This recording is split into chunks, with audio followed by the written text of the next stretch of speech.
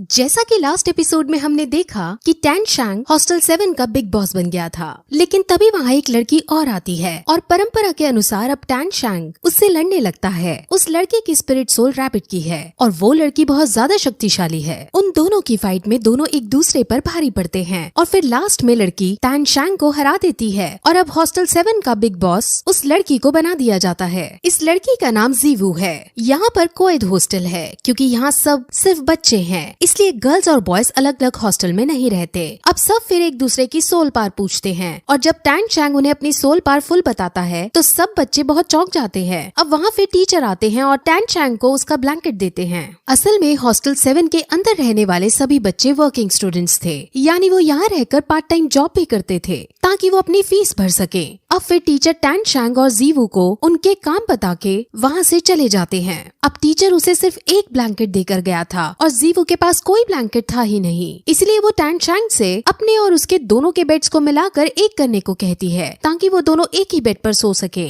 अब सब बच्चे बहुत चौंक जाते हैं और टैन शैंग से जलने लगते हैं। टैन शैंग भी घबराते हुए उससे कहता है कि भला एक लड़का लड़की एक साथ एक बेड पर कैसे सो सकते हैं, जिस पर जीवू कहती है कि जब मुझे लड़की होकर कोई दिक्कत नहीं तो तुम्हें लड़के होकर क्या परेशानी है। अब फिर वो बेड्स को अटैच करता है और दोनों सो जाते हैं। अब अगले दिन वो सभी बच्चे मेस के अंदर खाना खाने जाते हैं और जीवू को ऊपर फ्लोर पर खाना खाने का मन था, लेकिन वहाँ उसे ये पता चलता है कि ऊपर वाला फ्लोर अमीरों के लिए है और गरीबों के लिए ऊपर जाना मना है। अब ये सुनकर सभी को बहुत बुरा लगता है क्योंकि ऊपर बैठे अमीर लोग उन्हें चिढ़ा भी रहे होते हैं। हॉस्टल 7 के सभी बच्चे अब नीचे के फ्लोर पर ही खाना खाने के लिए बैठने लगते हैं, लेकिन तभी वहाँ ग्रैंड मास्टर आते हैं। ग्रैंड मास्टर वही है जिसे टैन शैंग ने अपना टीचर बनाया था। ग्रैंड मास्टर टैन शैंग के पास आकर उसे अपने साथ ऊपर खाना खाने को कहते हैं क्योंकि उनको टैन शैंग से कुछ बातें करनी थी, लेकिन टैन शैंग को फिलहाल अपने दोस्तों के साथ रहकर ही खाना खाना बेहतर प्रतीत होता है और वो उनसे खाना खाने के बाद मिलने को कहता है। अब टैन शैंग अपने दोस्तों के पास जाता है, जहाँ जब उसके दोस्तों को ये पता चलता है कि टैन शैंग के टीचर ये हैं तो उन्हें बहुत अजीब लगता है क्योंकि सबको ये बात पता थी कि ग्रैंड मास्टर रैंक 29 पर पहुँचे हुए हैं, लेकिन उससे आगे नहीं बढ़ पा रहे हैं, जिस वजह से उनका कभी कभार मजाक सा भी बनाया जाता है। और जब टैन शैंग के दोस्त टैन शैंग के सामने ही ग्रैंड मास्टर का मजाक सा उड़ाने की कोशिश करते हैं तो टैन शैंग गुस्से में आकर उन्हें धमकी देता है कि अगर तुमने मेरे टीचर के बारे में एक और बार मजाक उड़ाया तो तुम्हारे लिए अच्छा नहीं होगा। अब वो फिर सीधे ग्रैंड मास्टर से मिलने जाता है और अब ग्रैंड मास्टर उससे उसकी दूसरी स्पिरिट सोल को दिखाने को कहते हैं। वो उन्हें अपनी दूसरी स्पिरिट सोल दिखाता है जो असल में एक हैमर की थी। ग्रैंड मास्टर ये देखकर बहुत इम्प्रेस होते हैं और जब उन्हें ये पता चलता है कि उसके पापा एक लोहार हैं तो उन्हें थोड़ा अजीब लगता है कि आखिर लोहार के बेटे के पास इतना टैलेंट कैसे, लेकिन वो इसको एक अच्छा मैच ही कहते हैं क्योंकि लोहार के पास हथौड़े की स्पिरिट सोल से अच्छा कॉम्बिनेशन नहीं हो सकता था। अब वो फिर टैन शैंग को हैमर वाली स्पिरिट सोल में स्पिरिट रिंग को ऐड करने की मना करते हैं और जैसे ही वो ग्रैंड मास्टर से ये बात सुनता है तो वो बहुत चौंक जाता है क्योंकि उसके पापा ने भी उसे मना किया था कि उसे कभी भी हैमर स्पिरिट सोल में स्पिरिट रिंग ऐड नहीं करनी। अब वो इसका रीजन ग्रैंड मास्टर से पूछता है, जिस पर ग्रैंड मास्टर उसे सिर्फ इतना कहते हैं कि सही समय आने पर तुम्हें अपने आप पता चल जाएगा। अब ग्रैंड मास्टर टैन शैंग को अपने अंडर में रखकर उसकी ट्रेनिंग को करवाना चाहते थे और उसके स्पिरिट मास्टर बनना चाहते थे, लेकिन स्पिरिट मास्टर बनने के लिए उसे अपनी रैंक बढ़ानी होगी। अभी उसकी रैंक 10 है और रैंक 11 पर पहुंचने के लिए उसे स्पिरिट रिंग की जरूरत होगी और स्पिरिट रिंग उसे सिर्फ 20 को मारकर ही मिल सकती है, जिस वजह से वो अब एक खास तरह के जंगल में जाने का डिसाइड करते हैं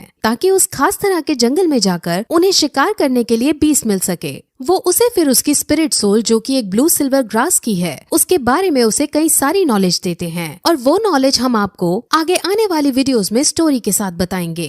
अब फिर टैन शैंग अपने हॉस्टल में सोने के लिए जाने लगता है क्योंकि कल उसे जल्दी उठकर ग्रैंड मास्टर के साथ जाना था, लेकिन हॉस्टल में जाते वक्त उसे रास्ते में जीवू दिखती है। असल में जीवू समझ जाती है कि पिछले दिन टैन शैंग मन से उससे हारा था और उसने अपनी पूरी एबिलिटीज नहीं दिखाई थी, इसलिए अब जीवू उसे रास्ते में रोककर फाइट करना चाहती थी। अब वो दोनों फाइट करते हैं और फाइट करते वक्त दोनों के बीच एक रोमांटिक एंगल भी नजर आता है और तभी वहाँ एक लेडी टीचर उन्हें इस कंडीशन में देख लेती है और उन्हें गलत समझ लेती है। वो इतने छोटे बच्चे थे और दूसरी बात वो पब्लिक में ये सब कर रहे थे, जिस वजह से वो उनको डांटने लगती है, लेकिन जीवू इतनी शरारती थी कि वो टीचर को ही धक्का मारकर वहाँ से चली जाती है। अब फिर अगले दिन टैंग शैंग ग्रैंड मास्टर के साथ गाड़ी में बैठकर जंगल में जाने लगता है और रास्ते में वो उसे कई तरह के बीस्ट के बारे में नॉलेज देता है।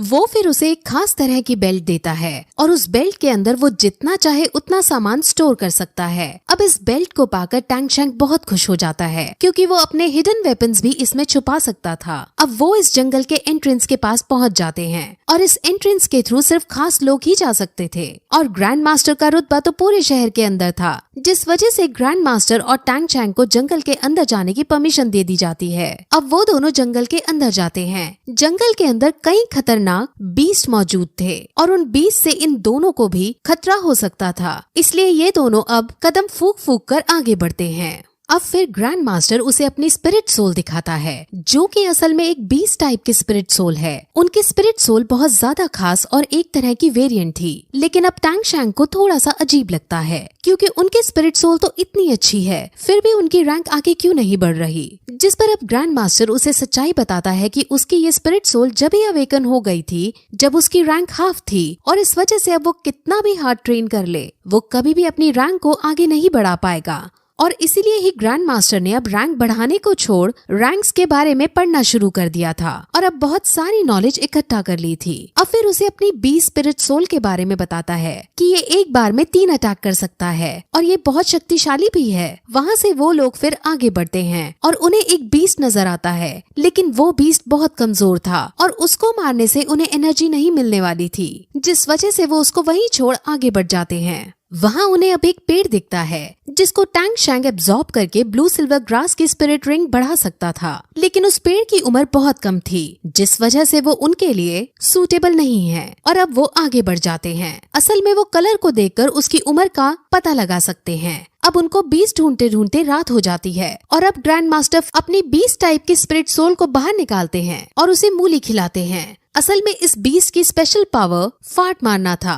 और ये मूली खाने से ही पॉसिबल हो सकता था। ये बात टैंग शैंग को बहुत शॉक करती है। अब वो बात कर ही रहे होते हैं कि तभी वहाँ एक बहुत बड़ा स्नेक के शेप वाला बीस्ट आ जाता है और उन पर हमला करने लगता है। वो बीस्ट 100 साल से भी ज्यादा पुराना था और बहुत शक्तिशाली था और उसे ग्रैंड मास्टर नहीं मार सकते थे, जिस वजह से वो उससे बचकर भागने की कोशिश करते हैं। लेकिन वो बीस्ट उनको पकड़ने के लिए उनके पीछे दौड़ता है और उनको मारने ही वाला होता है कि तभी ग्रैंड मास्टर की स्पिरिट सोल उस पर हमला कर देती है, लेकिन वो बीस्ट उससे भी बच जाता है। ग्रैंड मास्टर और टैंग शैंग अपने अपने तरीकों से उसे हराने की कोशिश करते हैं, लेकिन दोनों में से कोई उसको नहीं हरा पाता। इसीलिए अब टैंग शैंग एक आइडिया सोचता है।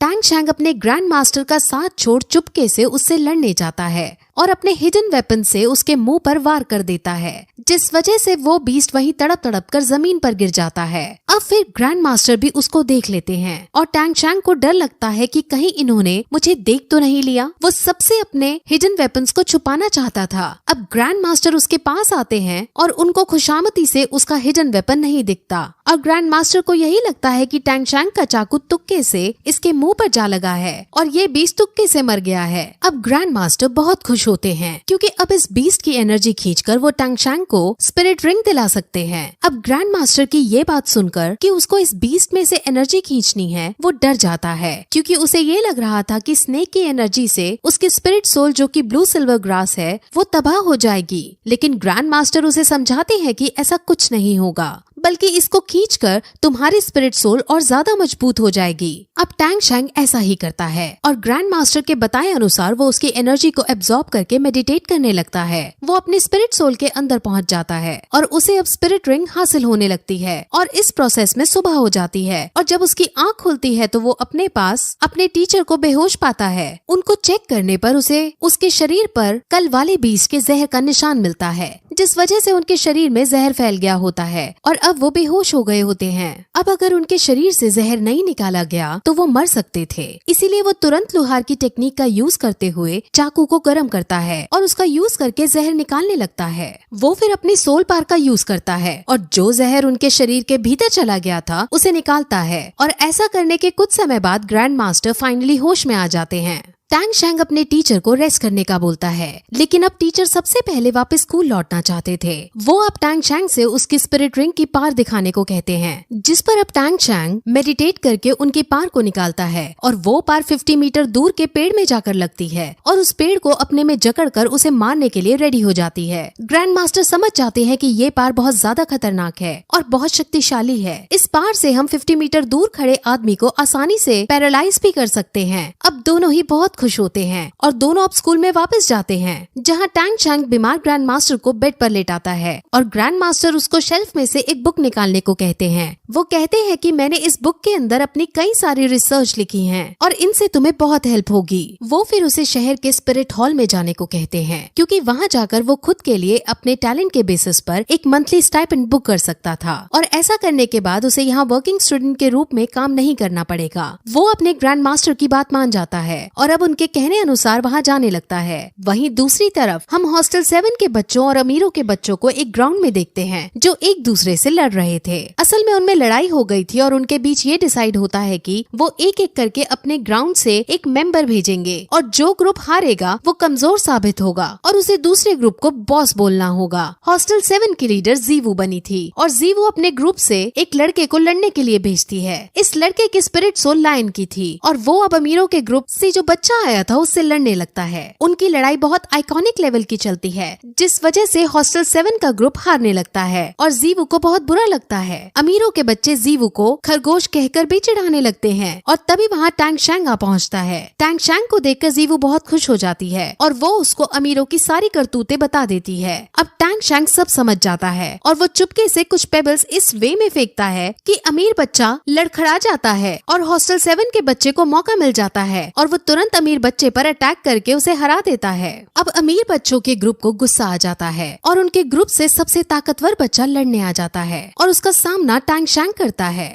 टैंग शैंग उसको बिना स्पिरिट सोल के यूज किए ही मात देने लगता है और उस अमीर बच्चे की बहुत बुरी बेइज्जती हो जाती है। अमीर बच्चा अब गुस्से में अपनी फुल स्ट्रेंथ में आता है और अब टैंग शैंग भी अपनी स्पिरिट रिंग का यूज करता है और उसे अपनी पावर्स में जकड़ लेता है और उसे कहता है कि अब तुम अगर हार नहीं मानोगे तो तुम पैरालाइज हो जाओगे। अब वो अमीर बच्चा मरता क्या ना करता, इसलिए वो हार मानकर हॉस्टल 7 को अपने बॉस के रूप में एक्सेप्ट कर लेता है और जीवू बहुत खुश हो जाती है और फिर उन सबको अपनी सोल पावर के बारे में बताती है। उसकी सोल पावर रैंक 12 की थी और सब ये सुनकर बहुत चौंक जाते हैं। अब टैंग शैंग ग्रैंड मास्टर के कहे अनुसार स्पिरिट हॉल एकेडमी में जाने लगता है और वहाँ पहुंचकर उसे अपने गांव वाले स्पिरिट मास्टर दिखते हैं और यही इस जगह पर ये एपिसोड खत्म हो जाता है।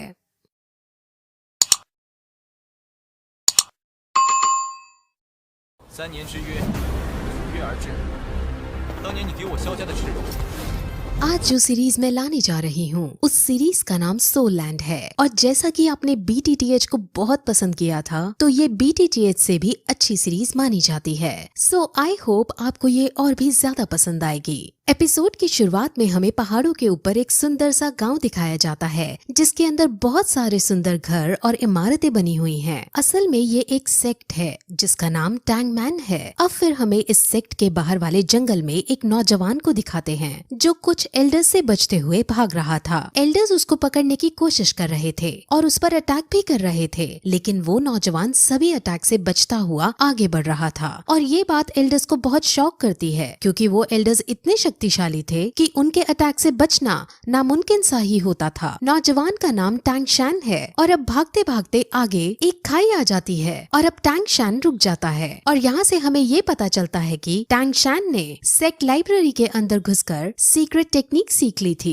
ऐसा करना मना था और अब इसकी सजा में टैंग शैन को मृत्यु दंड दिया जाने वाला है। वहाँ टैंग शैन जो अपने असूलों का पक्का था और उसे ये पता था कि इसकी सजा मृत्यु दंड ही है, इसीलिए वो खुद अब सुसाइड करने का ही डिसाइड करता है और साथ ही साथ उन्हें ये भी बताता है कि उसने इस सीक्रेट टेक्निक को किसी और को नहीं बताया है और सारी टेक्निक्स उसके कमरे में ही हैं और ऐसा कहते ही वो उस टेक्निक का सबसे खतरनाक हथियार निकाल लेता है और सेक्ट के लीडर को समर्पित करता है, जिसके बाद वो अपने सारे कपड़े उतारता है क्योंकि वो टैंग सेक्ट से लिया हुआ सब कुछ वापस लौटा देना चाहता था और फिर खुद खाई से नीचे कूद जाता है। तभी सेक्ट लीडर उसे मरने से बचाने की भी कोशिश करता है, लेकिन लेकिन टैंग शैन अपने इरादे का पक्का था और वो खाई में गिरकर अपने आप को मार डालता है। उसके मरते ही उसकी आत्मा अलग अलग दुनियाओं को क्रॉस करते हुए पैरेलल यूनिवर्स में चली जाती है और वहाँ वो एक नवजात शिशु के रूप में जन्म लेता है और उसका नाम भी वहाँ टैंग शैन ही रखा जाता है। उसे अब अपने पहले जन्म की सारी बातें और सारी टेक्निक्स याद होती हैं,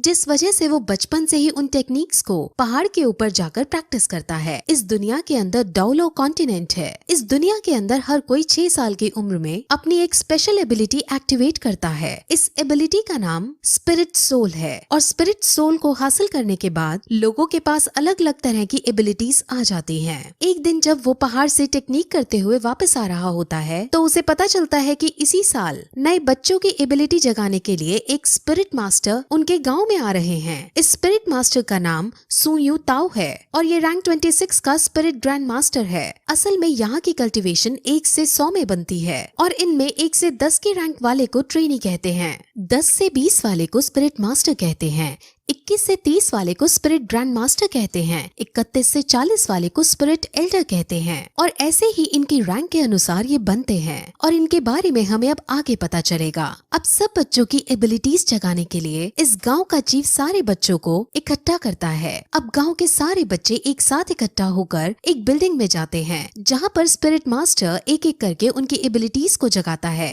वहाँ पर टैंग शैन भी मौजूद है और वो भी यहाँ अपनी एबिलिटी को अवेकन करने आया होता है। तब उनकी एबिलिटीज को जगाने से पहले सब बच्चों को अपनी शक्ति दिखाता है और अपने अंदर एक भेड़िए जैसी शक्ति बुला लेता है, जिससे सब बच्चे बहुत शॉक होते हैं और एक्साइटेड हो जाते हैं। और अब एक एक करके बच्चे अपनी अपनी स्पिरिट सोल को जगाने के लिए आगे आते हैं। अब जो पहला बच्चा आगे आता है उसकी स्पिरिट सोल एक दारांत यानी सिकल होती है, जो कि एक टूल टाइप स्पिरिट सोल है। अब इसे देखकर स्पिरिट मास्टर उनको बताता है कि ये वेपन के लिए तो काम नहीं आ सकती, लेकिन इस टाइप के लोग एग्रीकल्चर यानी फार्मिंग के अंदर बहुत अच्छे होते हैं। अब वो उसकी सोल पावर को चेक करता है। सोल पावर किसी भी स्पिरिट सोल को ट्रेन करने के लिए बहुत जरूरी होती है। अब जब उसकी सोल पावर को चेक करते हैं तो उसकी सोल पावर 0 आती है, जिसका मतलब वो अपने स्पिरिट सोल को ट्रेन नहीं कर सकता और पूरा जीवन भर एक नॉर्मल इंसान ही रहेगा। ऐसा करते करते वो और भी बच्चों को चेक करता है, जिसमें ज्यादातर फार्मिंग स्किल्स की एबिलिटीज को रखने वाले बच्चे ही निकलते हैं। वहीं फिर एक लड़की अपनी सोल पावर चेक कराने आती है और उसकी स्पिरिट सोल एक ब्लू सिल्वर ग्रास की होती है। ब्लू सिल्वर ग्रास बहुत कॉमन ग्रास है और इसकी कोई स्पेशल एबिलिटी भी नहीं होती और इस टाइप की स्पिरिट सोल को सबसे बेकार स्पिरिट सोल माना जाता है और ये बहुत कमजोर होती है। अब इसके बाद हमारा मेन कैरेक्टर जिसका नाम टैंग शैन है वो आगे आता है और अपना सीधा हाथ बढ़ाकर कॉन्सेंट्रेट करता है और उसके हाथ से भी ब्लू सिल्वर ग्रास बाहर आती है, लेकिन तभी उसके उल्टे हाथ में भी कुछ होने लगता है और वहाँ पर हमें एक हथौड़ा दिखता है जिसे वो मुंह बंद करके छुपा लेता है। अब इसके बाद स्पिरिट मास्टर टैंग शैन की सोल पावर चेक करता है और उसकी सोल पावर 10th लेवल पर होती है और ये बहुत रेयर कंडीशन होती है। असल में जिन लोगों की सोल पावर अवेकनिंग के वक्त फुल यानी 10th लेवल की होती है तो उन्हें बॉर्न विद सोल पावर यानी कि इनेट सोल पावर का दर्जा दिया जाता है और ऐसे लोग बहुत ही काम के होते हैं। ऐसे लोग बहुत ताकतवर बनते हैं और लाइफ में बहुत आगे तक जाते हैं। अब स्पिरिट मास्टर उसे बताते हैं कि अवेकन होने के बाद सोल पावर की 10th लेवल सबसे हाईएस्ट लेवल होती है, जिस पर अब टैंग शैन ये पूछता है कि क्या हम इसके आगे नहीं जा सकते, यानी क्या इसके आगे ट्रेन नहीं कर सकते, जिस पर मास्टर उसे समझाते हैं कि इससे आगे ट्रेन करने के लिए हर 10th लेवल के बाद एक स्पिरिट रिंग हासिल करने की जरूरत होती है। स्पिरिट रिंग हासिल करने के बाद ही हम 10th लेवल से आगे बढ़ सकते हैं।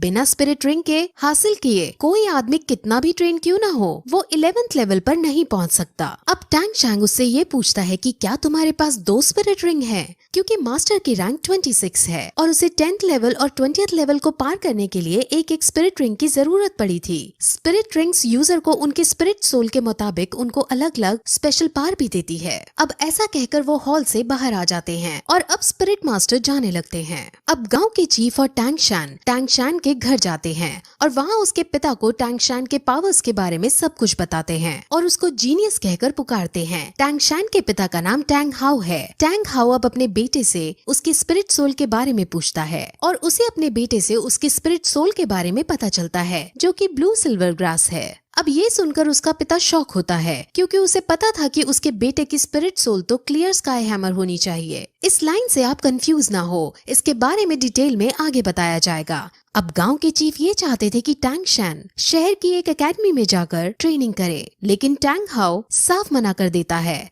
अब क्यों मना किया है ये भी हमें आगे पता चलेगा। गांव का चीफ बहुत शौक होता है और उससे लड़ता भी है, क्योंकि इतने बड़े टैलेंट को घर में रखना सही नहीं है। इसको बाहर जाकर बेस्ट ट्रेनिंग हासिल होनी चाहिए। अब चीफ के बार बार समझाने पर भी टैंग हाउ नहीं मानता और चीफ अब वहाँ से चला जाता है। अब टैंग हाउ को ये लगता है कि उसके इस डिसीजन से उसका बेटा नाराज होएगा, लेकिन टैंग शैन उसके इस डिसीजन से नाराज होने की बजाय उनकी बातों से संतुष्ट दिखाई देता है और कहता है कि हम एक लोहार की तरह भी अपना गुजारा चला सकते हैं। अब टैंग हाउ निराश होकर बैठ जाता है और वो दुखी होते हुए सभी स्पिरिट मास्टर्स को बेकार बताता है। अब टैंग हाउ टैंग शैन से अपने स्पिरिट सोल को दिखाने को कहता है, जिस पर टैंग शैन अपने हाथ से उसे ब्लू सिल्वर ग्रास निकाल कर दिखा देता है और ये देखकर वो बहुत चौंक जाता है। लेकिन तभी टैंग शैन उसे अपनी एक और स्पिरिट सोल के बारे में बताता है और अपने दूसरे हाथ से क्लियर स्काई हैमर को बाहर निकालता है। अब ये देखकर टैंग हाउ को कुछ याद आता है कि कैसे कुछ साल पहले वो और उसकी वाइफ कुछ लोगों से बचकर भाग रहे थे और उसकी वाइफ अपने पति और अपने बच्चे को बचाने के लिए खुद को सैक्रिफाइस कर देती है। और अब यहाँ से हमें पता चलता है कि उसकी वाइफ की स्पिरिट सोल भी ब्लू सिल्वर ग्रास होती है। अब फिर टैंग हाउ अपने बेटे की डबल स्पिरिट सोल को देखकर उसे गले लगा लेता है और उसे अब एक बात समझाता है और कहता है कि तुम हमेशा अपने उल्टे हाथ के हैमर से अपने सीधे हाथ की ग्रास को प्रोटेक्ट करना। अब इसके बाद टैंग हाउ टैंग शैन को लेकर काम सिखाने लगता है और उसको इस काम की अलग अलग टेक्निक सिखाता है और इन सभी टेक्निक्स की मदद से टैंग शैन अब अपने पिछले जन्म की मेमोरीज का यूज करता है और उनकी मेमोरीज से वो कुछ हिडन वेपन्स बनाता है। अब अगले दिन टैंग हाउ अपने बेटे को शहर जाकर ट्रेनिंग करने की इजाजत दे देता है और साथ में ये भी कहता है कि वहाँ तुम अपना खर्चा लोहार का काम करके चला लेना। लेकिन शहर पढ़ने जाने के लिए टैंग हाउ उसके सामने कुछ शर्तें रखता है। वो उसे कहता है कि तुम कभी भी अपनी हैमर स्पिरिट में कोई भी स्पिरिट रिंग ऐड नहीं कर सकते। दूसरी शर्त में उसे वो कभी भी अपनी हैमर स्पिरिट सोल को दिखाने के लिए मना करता है और साथ ही साथ किसी को भी अपना ये रहस्य कि उसके पास 2 स्पिरिट सोल हैं बताने से मना करता है और जब तक उसकी जान पर ना आए तब तक वो उसे हैमर स्पिरिट का भी इस्तेमाल करने से मना करता है। अब इन शर्तों पर एग्री करके टैंग शैन अपने सफर पर निकल जाता है। वो अब गांव के चीफ के पास जाता है और अब दोनों शहर के बड़े स्कूल में एडमिशन करवाने के लिए निकल जाते हैं। अब वो दोनों रास्ता पूछते हुए स्पिरिट मास्टर एकेडमी की तरफ जाते हैं, जहाँ पर उन्हें गेट कीपर रोक लेता है। अब चीफ उसे अपना पास दिखाता है जो उसको स्पिरिट मास्टर ने दिया था। गेट कीपर उस पास को चेक करता है और इस पास को वो फेक समझता है क्योंकि इस पास पर ब्लू सिल्वर ग्रास लिखा था, लेकिन साथ ही साथ सोल पार को 10 रैंक का भी बता रखा था। अब ब्लू सिल्वर ग्रास का होना और 10th रैंक का होना ऐसा बहुत रेयर कंडीशन में ही पॉसिबल है और जिस छोटी जगह से ये लड़का आया है वहाँ पर इस रेयर चीज का होना पॉसिबल नहीं है। अब चीफ और गेट कीपर की बहस होने लगती है और उनकी बहस इस कदर पहुंच जाती है कि गेट कीपर चीफ पर हाथ उठा देता है, लेकिन तभी टैंग शैन उसके हाथ को पकड़ लेता है और उसको नीचे गिरा देता है। टैंग शैन को अब बहुत गुस्सा आ चुका था और वो उसे मारने के लिए अपना हिडन वेपन एक्टिवेट कर देता है, लेकिन तभी एक आदमी वहाँ आता है और उन्हें रोकने की कोशिश करता है। इस आदमी को यहाँ पर सभी लोग ग्रैंड मास्टर कहते हैं और वो उनकी लड़ाई बंद करवाने के बाद उसको अंदर एडमिशन के लिए ले जाता है। अब रास्ते में टैंग शैन और ग्रैंड मास्टर कई तरह की बातें करते हैं, जिसमें ग्रैंड मास्टर अपनी आइडेंटिटी बताते हुए कहते हैं कि वो यहाँ का ग्रैंड मास्टर है और अगर टैंग शैन ग्रैंड मास्टर से कुछ सीखना चाहता है तो वो उसको टीचर बुला सकता है। अब वो और भी बातें करते हैं और क्योंकि ग्रैंड मास्टर ने उसका एडमिशन पास देखा होता है तो वो उससे कहता है कि तुम बहुत इंटेलिजेंट हो और उसे ये भी बताता है कि पिछले 100 सालों के अंदर तुम तीसरे आदमी हो जिसके पास 2 स्पिरिट सोल हैं। ये सुनकर टैंग शैन चौंक जाता है और अपने हिडन वेपन को फिर से एक्टिवेट करने के लिए रेडी हो जाता है। दरअसल वो ऐसा इसलिए करता है क्योंकि उसके पिता ने उसे कहा होता है कि उसकी 2 स्पिरिट सोल के बारे में किसी को नहीं पता चलना चाहिए और अब वो अपने इस खतरे को हटाने के लिए अपना हिडन वेपन एक्टिवेट करता है। लेकिन तभी ग्रैंड मास्टर उसे अब ये बताता है कि आखिर उसे इन सब के बारे में कैसे पता चला। असल में ग्रैंड मास्टर बहुत ज्यादा इंटेलिजेंट है और उसने पहले भी बहुत सारी रिसर्च कर रखी थी। उसमें उसे पता चला था कि दुनिया के अंदर ब्लू सिल्वर ग्रास वाली स्पिरिट सोल के सिर्फ 647 लोग हैं और उनमें से सिर्फ 16 के पास सोल पावर है और उन 16 की भी रैंक 1 से ज्यादा नहीं है। सोल पावर हमेशा स्पिरिट सोल की क्वालिटी के प्रोपोर्शन में रहती है, जिस वजह से ब्लू सिल्वर ग्रास की फुल सोल पावर नहीं हो सकती। इसीलिए ग्रैंड मास्टर श्योर है कि इसके पास 2 स्पिरिट सोल हैं। अब उनकी ये सब बातें सुनकर टैंग शैन समझ जाता है कि ये ग्रैंड मास्टर बहुत समझदार आदमी है और वो तुरंत उसके सामने झुककर उन्हें अपना गुरु बनने के लिए प्रार्थना करता है और अब ग्रैंड मास्टर उसे अपने डिसाइपल के रूप में एक्सेप्ट कर लेते हैं। अब फिर वो दोनों स्कूल के अंदर प्रिंसिपल के पास जाते हैं और प्रिंसिपल उसका एडमिशन पास देखता है। उसे भी थोड़ा अजीब लगता है कि ये ब्लू सिल्वर ग्रास है लेकिन इसकी सोल पावर फुल है, लेकिन साथ में ग्रैंड मास्टर को देख वो उसको एडमिशन दे देता है। ग्रैंड मास्टर हालांकि यहाँ का कोई टीचर नहीं है, लेकिन प्रिंसिपल और बाकी सब ग्रैंड मास्टर की बहुत इज्जत करते हैं और ग्रैंड मास्टर का रुतबा पूरे शहर के अंदर है। अब टैंग शैन को हॉस्टल 7 अलॉट किया जाता है और अब वो अपने हॉस्टल के अंदर जाने लगता है। जैसे ही वो अपने हॉस्टल का गेट खोलता है वैसे ही वहाँ एक बच्चा उस पर अटैक कर देता है। टैंग शैन उस बच्चे से लड़ता है और दोनों के बीच फाइट होने लगती है। इस फाइट में टैंग शैन आसानी से उस बच्चे को मार दे देता है और सब बच्चे टैंग शैन के लिए ताली बजाने लगते हैं। अब फिर वो बच्चा खड़ा होता है और सम्मान पूर्वक उसे बताता है कि ये हॉस्टल का एक ट्रेडिशन है। यहाँ जो भी नया बच्चा आता है उससे यहाँ का बिग बॉस लड़ाई करता है और अगर वो नया बच्चा जीत जाता है तो उसे यहाँ का बिग बॉस बना दिया जाता है। अब क्योंकि टैंग शैन जीत गया था इसलिए सब उसके सामने झुक जाते हैं और उसे अपना बिग बॉस कहने लगते हैं। और तभी फिर हम ये देखते हैं कि वहाँ एक नई लड़की आती है। उस नई लड़की का नाम लिटिल वू है और अब परंपरा के अनुसार टैंग शैन इस लड़की पर अटैक कर देता है और फिर यही ये एपिसोड इस तरह खत्म हो जाता है।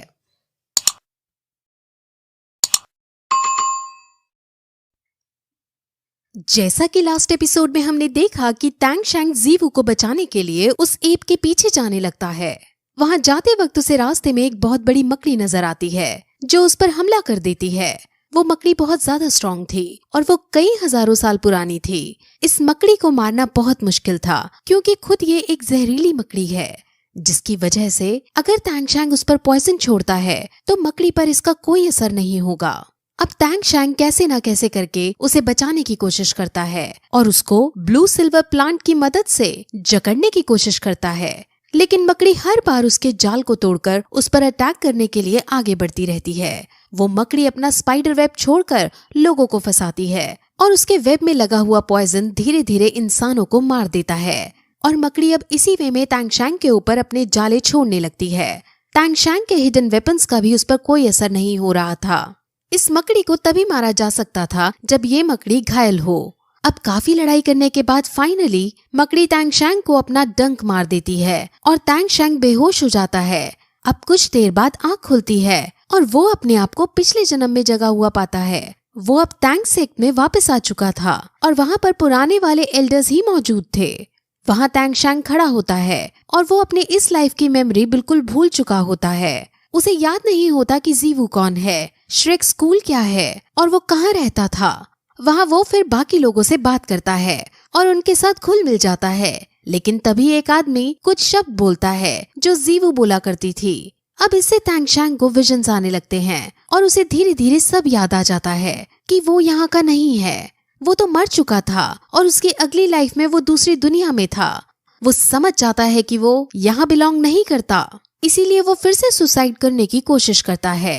एल्डर्स उसे ऐसा ना करने को कहते हैं और कहते हैं कि तुम चाहो तो यहाँ रह सकते हो, लेकिन टैंग शैन को जीवू को बचाने के लिए वापस जाना था, इसीलिए वो सुसाइड कर लेता है और तभी फिर से उसकी आंख उसी जगह पर खुलती है जहाँ वो मकड़ी से लड़ रहा था। असल में मकड़ी के जहर से वो बेहोश हो गया था, जिस वजह से वो ये सपना देख रहा था। वो अब होश में आकर अपने आप को मकड़ी के जाल से छुड़ाता है और जीवू को याद करते हुए उस मकड़ी पर अपने हैमर से उस पर वार करता है और उस हैमर से मकड़ी बहुत कमजोर हो जाती है, जिस वजह से अब टैंग शैन को हिडन वेपन्स तो यूज करने का मौका मिल ही जाता है और टैंग शैन हिडन वेपन से सीधे उस पर वार करता है और उसे मार गिराता है। अब ऐसा करने से फिर से वो पावर ड्रेन हो गया था, जिस वजह से वो मेडिटेट करने बैठ जाता है। अब वहाँ तुरंत वो दादी और उसकी पोती आ जाते हैं। इस बार दादी के साथ दादा भी मौजूद है और वो दादा दादी अपनी पोती के लिए इस मकड़ी को ढूंढ रहे थे, लेकिन आज दूसरी बार टैंग शैन ने पोती का शिकार छीन लिया है, जिस वजह से दादा दादी दोनों को बहुत गुस्सा आता है। हालांकि ये मकड़ी बहुत स्ट्रांग थी और इसको मारने के लिए दादा दादी दोनों को अपनी फुल स्ट्रेंथ का यूज करना पड़ता, जबकि टैंग शैन ने इसे अकेले ही मार गिराया था। इस बात से दादा बहुत शॉक होते हैं, लेकिन वो अपनी पोती के गुनहगार को इस तरह से जाने नहीं दे सकते थे, इसलिए अब वो अपना दिमाग चलाते हैं। वो उसके सामने 2 चॉइस रखते हैं, जिसमें से पहली तो ये कि वो तैंगशैंग को जिंदा छोड़ देंगे, लेकिन तैंगशैंग को उनके परिवार में शामिल होना होगा। और दूसरी चॉइस ये कि अगर तैंगशैंग पहली चॉइस को नहीं मानेगा तो वो पोती के सोल बीस्ट को चुराने के जुर्म में मारा जाएगा।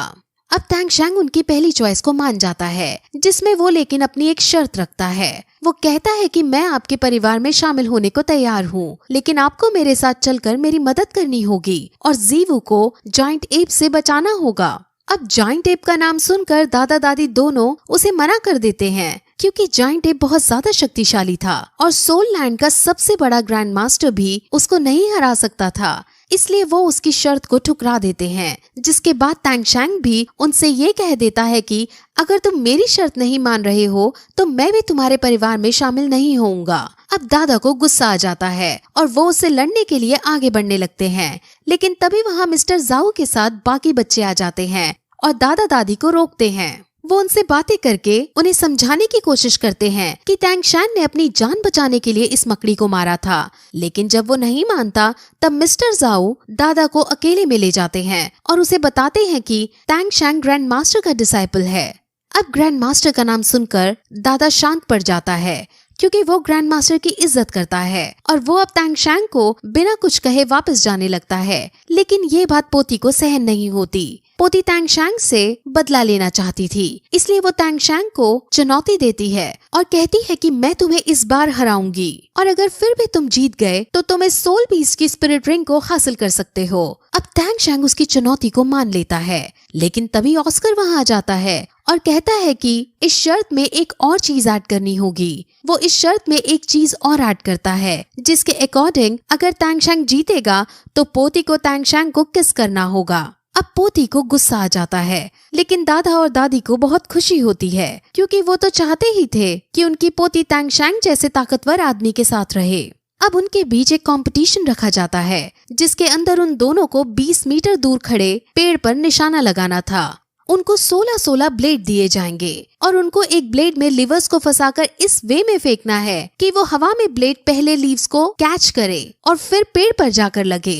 अब फिर कंपटीशन स्टार्ट होता है और पोती अपने ब्लेड्स फेंकती है, जिसमें वो हर एक ब्लेड में एक पत्ता फंसा लेती है और उसके सारे ब्लेड्स पेड़ पर जाकर लगते हैं। अब वो बहुत ज्यादा खुश होती है और तैंगशैंग की तरफ देखकर एटीट्यूड में कहती है कि तुम डर गए हो क्या, जो अभी तक अपने ब्लेड नहीं फेंके हैं। जिस पर उसके दादा उसे बताते हैं कि जब तुम अपने ब्लेड फेंक रही थी उसी वक्त तैंगशैंग ने भी फेंके थे और तैंगशैंग की स्पीड इतनी तेज थी कि तुम उसे देख भी नहीं पाई और तैंगशैंग के ब्लेड में 10-10 पत्ते फंसे हैं। अब ये सुनकर पोती बहुत उदास हो जाती है, क्योंकि वो ये कंपटीशन हार चुकी थी। अब तैंगशैंग उसके पास जाता है और उसे संभालता है और कहता है कि तुम्हें निराश नहीं होना चाहिए, क्योंकि मैं इस वेपन्स की प्रैक्टिस 9 सालों से कर रहा हूँ और मेरे इस वेपन्स का नाम हिडन सीक्रेट वेपन है। वो इसके बारे में उसे और बताता है और कहता है कि अगर तुम ये सीखना चाहती हो तो मैं तुम्हें सिखा सकता हूँ। अब पोती तैंगशैंग के इतने पोलाइट नेचर को देखकर उससे इम्प्रेस हो जाती है।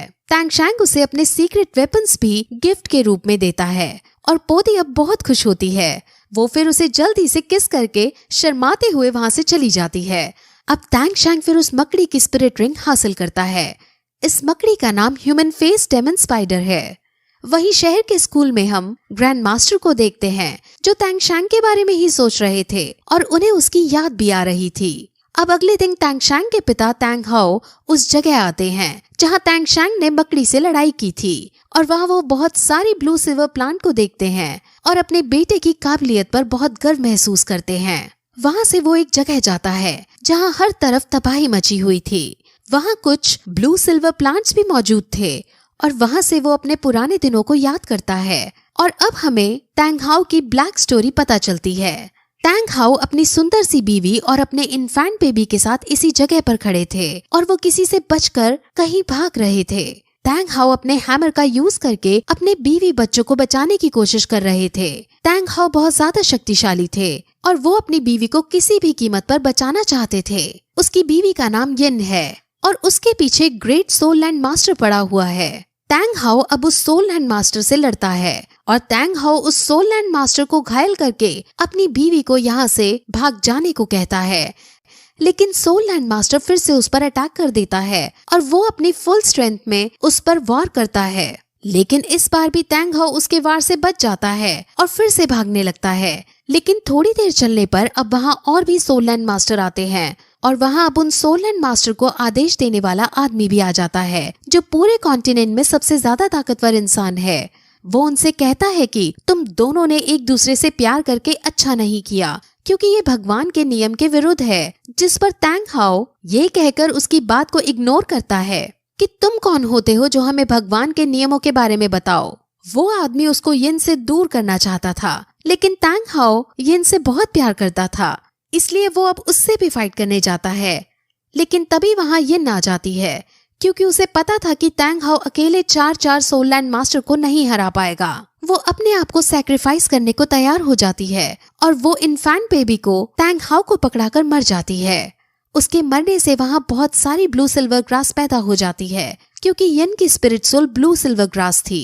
अब ये इन्फेंट बेबी ही टैंग शैंग है और यिन ने टैंग हाओ से प्रॉमिस लिया था कि वो टैंग शैंग की परवरिश अच्छे से करेगा। इसलिए अब टैंग हाओ अपने बेटे पर नजर रख रहा है।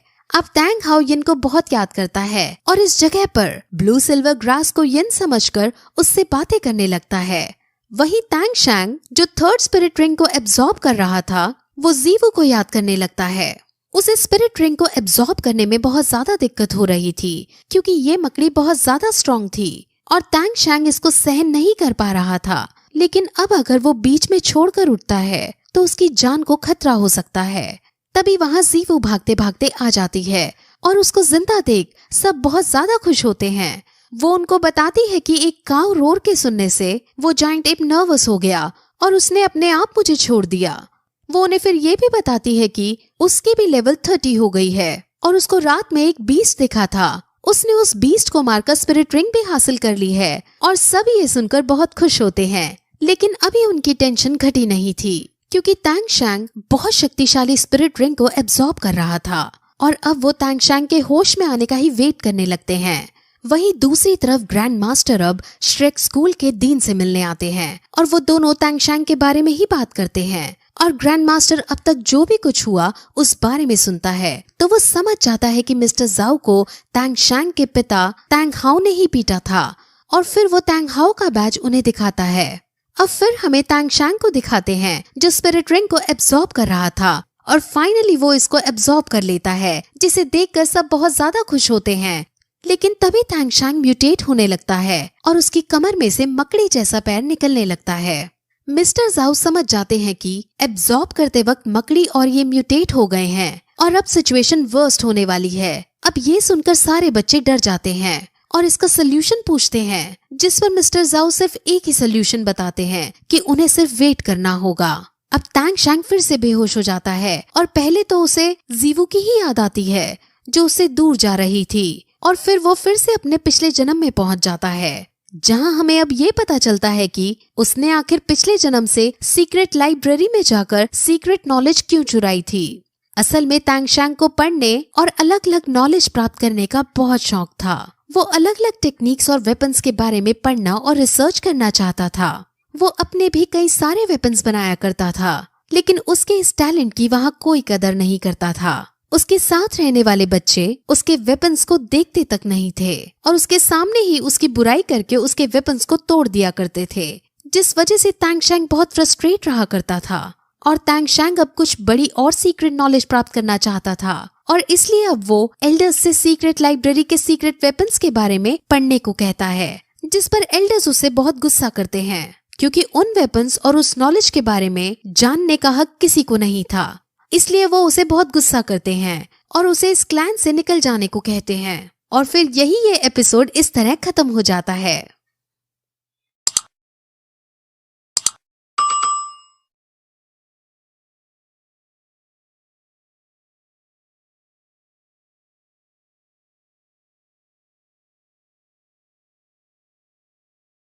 जैसा कि लास्ट एपिसोड में हमने देखा कि टैंग शैंग की स्पिरिट सोल म्यूटेट होने लगी थी और वो बेहोशी की हालत में चला गया था और वो अपने पिछले जन्म को याद कर रहा था कि कैसे लोग उसका मजाक उड़ाया करते थे और एल्डर्स ने भी उसको और ज्यादा नॉलेज प्राप्त करने से रोक दिया था। अब टैंग शैंग को कैसे न कैसे करके लाइब्रेरी के अंदर रखी बुक्स से सीक्रेट नॉलेज जाननी ही थी, जिसकी वजह से वो आज रात उसके अंदर जाने का डिसाइड करता है। वो अंदर जाकर सीक्रेट स्क्रिप्चर्स पढ़ना चाहता है। वहाँ लाइब्रेरी के अंदर 2 लेवल सिक्योरिटी मौजूद है, जिसमें फर्स्ट लेवल पर सैनिक पहरा देते हैं और सेकंड लेवल पर लेजर्स के साथ 3 एल्डर्स तैनात किए गए हैं।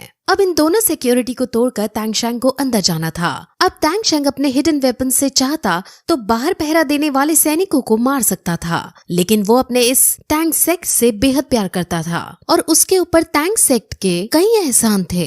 इसलिए वो छुपते छुपाते लाइब्रेरी के अंदर जाता है और फर्स्ट लेवल ऑफ सिक्योरिटी पार कर लेता है। अब वो सीक्रेट स्क्रिप्चर्स को देखता है, जिसके आसपास कई सारे लेजर्स मौजूद हैं और 3 एल्डर्स भी इसकी रखवाली कर रहे हैं। अब टैंग शैंग कैसे न कैसे करके बाहर एक हलचल पैदा कर देता है, जिसको सुनकर तुरंत एल्डर्स उस हलचल की तरफ भाग जाते हैं और टैंग शैंग लेजर्स से बचते बचाते सीक्रेट स्क्रिप्चर्स को प्राप्त कर लेता है। अब जैसे ही वो सीक्रेट स्क्रिप्चर्स को खोलता है, वैसे ही वहाँ टैंग सेक्ट का एम्परर आ जाता है और उसको बताता है कि दुनिया वालों के लिए यहाँ लेवल 2 की सिक्योरिटी ही है, लेकिन किसी को नहीं पता कि असल में इसके अंदर लेवल 3 की भी सिक्योरिटी है। लेवल 3 की सिक्योरिटी में मैं खुद यहाँ की रखवाली करता हूँ। अब एम्परर कहता है कि तुम्हें इस जुर्म में टैंग सेक्ट से निकाल दिया जाएगा, जिस पर टैंग शैंग उदास हो जाता है और कहता है कि मैं बचपन में यहाँ आया था और यहीं से मेरी परवरिश हुई थी। मैं इसको छोड़कर तभी जाऊंगा जब मेरी मौत मुझे लेने आएगी और लगता है कि वो वक्त अब आ चुका है। अब ये कहकर वो अपने हिडन वेपन से सुसाइड करने लगता है, लेकिन एम्परर उसे रोकता है और उसे अब टैंग सेक्ट की सच्चाई बताते हैं। असल में टैंग सेक्ट समय के साथ बहुत बड़ा सेक्ट बन गया और पूरी दुनिया में इसकी वाह होने लगी, लेकिन टैंग सेक्ट के बाहर अमीर और गरीब में भेदभाव बढ़ता गया। जो बाहर के लोग सीक्रेट टेक्निक को सीखना चाहते थे, उनको सीक्रेट सिखाना मना कर दिया और जो अंदर के लोग या शाही परवरिश के लोग इस सीक्रेट टेक्निक को सीख रहे थे, उनके पास इतनी एबिलिटीज नहीं थी जिससे वो इसको सीख नहीं पाए और ऐसे ही करते करते कई सारी टेक्निक्स विलुप्त हो गयी। और अब तुम बाहर के होकर इस सीक्रेट टेक्निक को चुराने आए हो, तो इसमें गलत बात नहीं है, लेकिन ये रूल्स के खिलाफ है, इसलिए वो एल्डर्स तुम्हें ढूंढते ही होंगे। मैंने तुम्हें माफ कर दिया है, लेकिन तुम्हें उन एल्डर्स से बचना होगा। वो अब उस सीक्रेट स्क्रिप्चर को उसे देता है और उसे इससे सीखने को कहता है। वहीं अब टैंग शैंग की आंख खुलने लगती है और वो होश में आने लगता है और जब वो होश में आ जाता है तो अपने आगे जीवू को सही सलामत देख बहुत खुश होता है, लेकिन तभी अब टैंग शैंग की कमर से अपने आप स्पाइडर लेग्स निकलने लगते हैं और सब ये देखकर बहुत शॉक होते हैं। अब मिस्टर ज़ाओ उसे इसे कंट्रोल करने को कहते हैं, जिस पर टैंग शैंग फिर से मेडिटेट करता है और बड़ी मुश्किल के बाद स्पाइडर लेग्स को कंट्रोल करने में केपेबल हो जाता है। अब वो बातें कर रहे होते हैं कि तभी वहाँ बहुत सारी मकड़ियाँ आ जाती हैं। ये सब छोटी छोटी मकड़ियाँ थी और ये सब उसी के बच्चे थे जिसको टैंग शैंग ने अभी मारा था। हालांकि ये मकड़ियां अभी बच्चे थे, जिस वजह से टैंग शैंग और बाकी सब उससे लड़ने का डिसाइड करते हैं और टैंग शैंग अपने हिडन वेपन सबको देता है। सब उसके हिडन वेपन्स को देखकर बहुत शॉक होते हैं, क्योंकि उन्होंने ऐसे वेपन्स पहले कभी नहीं देखे थे।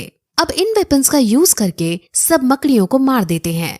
निंग रोंग रोंग को यह हिडन वेपन बहुत पसंद आया होता है, जिस वजह से वो उसे टैंग शैंग से खरीदना चाहती है, जिस पर टैंग शैंग कहता है कि मैं कुछ समय बाद ये तुम्हें फ्री में दे दूंगा। अब फिर वो सबको एक एक हिडन वेपन देने को कहता है और फिर सब अब वापस स्कूल जाने लगते हैं। अब ऑस्कर के फ्लाइंग सॉसेज का यूज करके सब वापस आ जाते हैं। मिस्टर ज़ाओ दीन को सब बताते हैं कि अभी तक क्या क्या हुआ और फिर वहाँ ग्रैंड मास्टर भी आता है। अब वो लोग जाइंट एप के बारे में बात करते हैं, जिसमें मिस्टर ज़ाओ उससे उस जानवर के बारे में पूछता है जिसकी आवाज सुनकर जाइंट एप ने जीवू को छोड़ दिया था। अब ग्रैंड मास्टर बताता है कि वो जानवर एज्यूर बुल पाइथन है और वो जाइंट एप से भी ज्यादा शक्तिशाली है। जाइंट एप अगर जंगल का राजा है तो बुल पाइथन जंगल का एम्परर है। वो उसे फिर एक बात भी बताता है कि एक बार एक बहुत ताकतवर सोललैंड मास्टर जाइंट एप का शिकार करने जंगल में जा रहा था। उसे अपनी एबिलिटीज पर पूरा यकीन था कि वो जाइंट एप को मार देगा।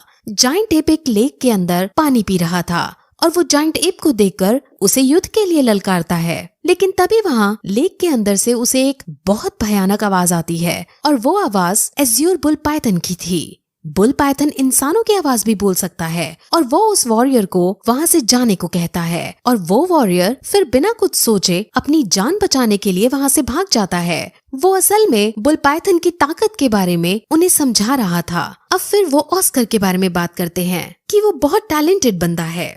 असल में श्रेक स्कूल के अंदर सभी बहुत टैलेंटेड है और अब इसीलिए उनकी आगे की ट्रेनिंग के लिए ग्रैंड मास्टर खुद उनको सिखाने का डिसाइड करता है। अब वो ग्राउंड में सभी बच्चों को बुलाकर उनको ग्रैंड मास्टर से इंट्रोड्यूस कराता है और अब ग्रैंड मास्टर आज से उन सभी के टीचर बन जाते हैं। अब वो बातें कर ही रहे होते हैं कि तभी अचानक टैंगशैंग की मकड़ी वाले लेग्स अनकंट्रोलेबल हो जाते हैं और उसके लेग्स इधर उधर वार करने लगते हैं। इस बीच एक डंक मोटू को भी लग जाता है जिससे वो वहीं बेहोश होकर गिर जाता है। अब ग्रैंड मास्टर तुरंत टैंगशैंग के पास जाते हैं और उसे गहरी सांस लेने को कहते हैं और कहते हैं कि तुम ये इमेजिन करो कि ये लेग्स तुम्हारी बोन्स हैं और फिर तुम अब इनको अपनी बॉडी के अंदर वापस लो। जिस पर अब टैंगशैंग ऐसा ही करता है और फिर वो अपनी लेग्स पर काबू पा लेता है। अब वो तुरंत मोटू को ऑस्कर के कमरे में लेटाता है और ग्रैंड मास्टर और टैंगशैंग वहाँ जाते हैं। ग्रैंड मास्टर टैंगशैंग से इसके पॉइजन को वापस लेने को कहता है। टैंगशैंग बहुत डरता है क्योंकि इस बीच मोटू की जान जाने का भी डर था, लेकिन अगर उसने पॉइजन वापस नहीं लिया तो भी मोटू जान से मरने वाला था। इसलिए वो ग्रैंड मास्टर की बात मानते हुए मोटू के शरीर से पॉइजन निकालने लगता है और कुछ देर में मोटू ठीक हो जाता है। अब टैंगशैंग बाहर आता है और सबको अपनी कंडीशन बताता है कि शायद मैं अभी स्पिरिट रिंग को संभाल नहीं पा रहा हूँ। अब जीवू और टैंगशैंग भी आपस में स्पिरिट रिंग के बारे में बातें करते हैं। अब टैंगशैंग ग्रैंड मास्टर से मिलने जाता है जहाँ ग्रैंड मास्टर उसे उसकी लापरवाही के लिए डांटता है क्योंकि उसने बिना कुछ सोचे समझे बहुत हजारों साल पुरानी मकड़ी को मार दिया था और उसके स्पिरिट रिंग को हासिल करा था। टैंगशैंग उनसे सॉरी कहता है और कहता है कि वो आगे से ऐसा कुछ नहीं करेगा, जिस पर अब ग्रैंड मास्टर उसकी नई स्पिरिट रिंग के पार्ट्स दिखाने को कहते हैं, जिस पर टैंगशैंग उन्हें अपनी ब्लू सिल्वर प्लांट दिखाता है। उसकी ब्लू सिल्वर प्लांट की रिंग बढ़ गई थी और वो ज्यादा स्ट्रॉन्ग हो गई थी। टैंगशैंग की पॉइजन पार भी अब और जहरीली हो चुकी थी, यानी अब टैंगशैंग इतना ज्यादा शक्तिशाली हो चुका था कि अगर कोई पॉइजन मास्टर भी उस पर अपने पॉइजन से वार करे तब भी टैंगशैंग आसानी से उसके इफेक्ट को नलीफाई कर सकता है। अब टैंगशैंग अपने दोस्तों के लिए भी हिडन वेपन्स बनाना चाहता था और वो अपने पिछले जन्म की यादों से और सीक्रेट स्क्रिप्चर में जो लिखा था उसकी मदद से अपने लिए कई सारे हथियार बनाना चाहता है जो उसे हर युद्ध में जीतने को मदद करे। अब इसीलिए टैंगशैंग इस शहर में अपना हथियारों का बिजनेस खोलने का डिसाइड करता है क्योंकि अगर ये बिजनेस चल जाता है तो उसके पास बहुत सारे पैसे आएंगे और पैसे आने से वो अपने लिए अलग अलग तरह के वेपन्स बना पाएगा। अब फिर वो शहर की सबसे बड़ी लोहार की दुकान पर जाता है। वहाँ पर बहुत सारे लोहार हथियार बना रहे थे और सभी बहुत बड़े कारीगर थे। अब टैंगशैंग मालिक के पास जाता है और कहता है कि वो उसके लिए एक बिजनेस अपॉर्चुनिटी लाया है, लेकिन इसको जानने के लिए उसको प्राइवेट में बात करनी होगी। अब टैंगशैंग और ओनर एक कमरे में जाने लगते हैं जहाँ रास्ते में वो उन दो लोगों को जिनका नाम आयरन ड्रैगन और आयरन टाइगर है उन्हें देखता है। वो दोनों असल में ओनर के बेटे हैं और वो यहाँ के सबसे कुशल कारीगर हैं। अब टैंगशैंग रूम में जाकर उन्हें कहता है कि मैं आपको 100 सोल कॉइन्स दूंगा और आपको मुझे यहाँ एक सीट देनी होगी, यानी मुझे यहाँ अपने औजार यूज करने देने होंगे और मैं उनसे बहुत अच्छे अच्छे हथियार बनाऊंगा जिसे बेचकर जो प्रॉफिट आएगा वो हम शेयर करेंगे।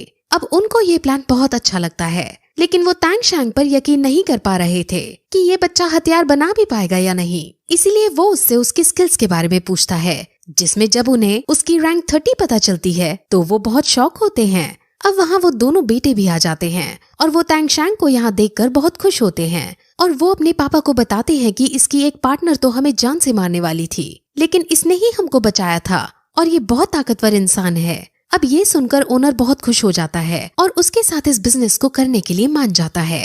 अब फिर वो वापस स्कूल आता है जहाँ उसे जीवू दिखती है और वो दोनों एक दूसरे के साथ हमेशा रहने का वादा करते हैं और वो दोनों एक दूसरे के बहुत नजदीक भी आ जाते हैं। लेकिन तभी वहाँ उन्हें निंग रोंग रोंग की आवाज आती है और वो एम्बैरेस होकर वापस स्कूल की तरफ जाने लगते हैं। आज ये लोग टैंगशैंग के रैंक 30 पर पहुँचने की पार्टी करते हैं और सब बहुत मस्ती करते हैं।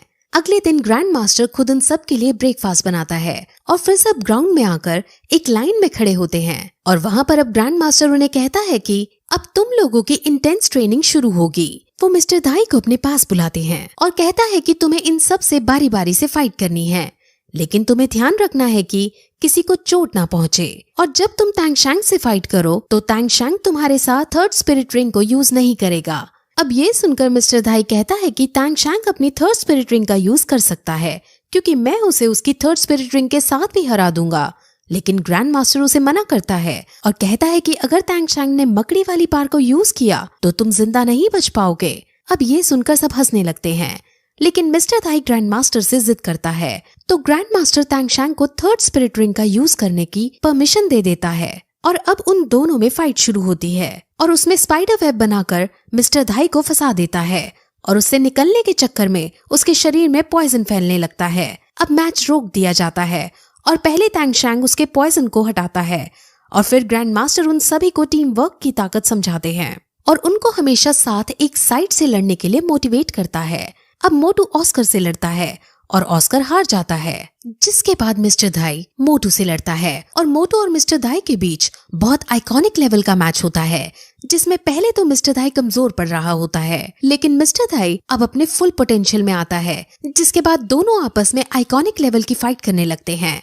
अब उनकी फाइट को देखकर ग्रैंड मास्टर जीवू से अपनी थर्ड स्पिरिट रिंग को दिखाने को कहता है, जिस पर जीवू और टैंगशैंग अब आपस में लड़ाई करते हैं। टैंगशैंग उसे स्पाइडर वेब में फंसाने की कोशिश करता है, लेकिन जीवू बहुत फास्ट है और उसके पास बहुत स्ट्रेंथ भी है, जिस वजह से वो उससे बचती हुई टैंगशैंग पर अटैक करती है और जोर से पकड़ लेती है, जिस वजह से जब टैंगशैंग फिर से स्पाइडर वेब का यूज करता है तो वो दोनों ही अब स्पाइडर वेब में फंस जाते हैं और उनके बीच फिर से बहुत रोमांटिक एंगल बन जाता है। वहीं मिस्टर धाई और मोटू में से कोई हार जीत नहीं रहा होता, इसलिए उनके मैच को रुकवा दिया जाता है। अब वो उन सबकी फाइटिंग में कमियां निकालते हैं और उनकी कमियों को उनको बताकर आगे से और ज्यादा ध्यान रखने को कहते हैं। और अब जीवू की बारी आती है और अब जीवू की कोई कमी ग्रैंड मास्टर को नजर नहीं आती, जिससे सब बहुत ज्यादा शॉक होते हैं। अब वो जीवू को थर्ड स्पिरिट रिंग के बारे में बताते हैं कि इसकी थर्ड स्पिरिट रिंग की वजह से इसके पास हजारों साल पुरानी लाइटनिंग स्पीड के रैबिट की ताकत आ गई है और इस टेक्निक का यूज करके ये अपने आप को हवा में टेलीपोर्ट भी कर सकती है। अब क्योंकि सभी ने कोई ना कोई गलती की थी, इसलिए सबको पनिशमेंट दी जाती है और उन्हें पत्थरों से भरा बैग उठाकर चक्कर लगाने थे। जिसने गलती नहीं की थी वो भी चक्कर लगाते हैं, क्योंकि वो अपने दोस्तों को पनिशमेंट खाते नहीं देख सकते थे। और फिर यही इस तरह ये एपिसोड खत्म हो जाता है।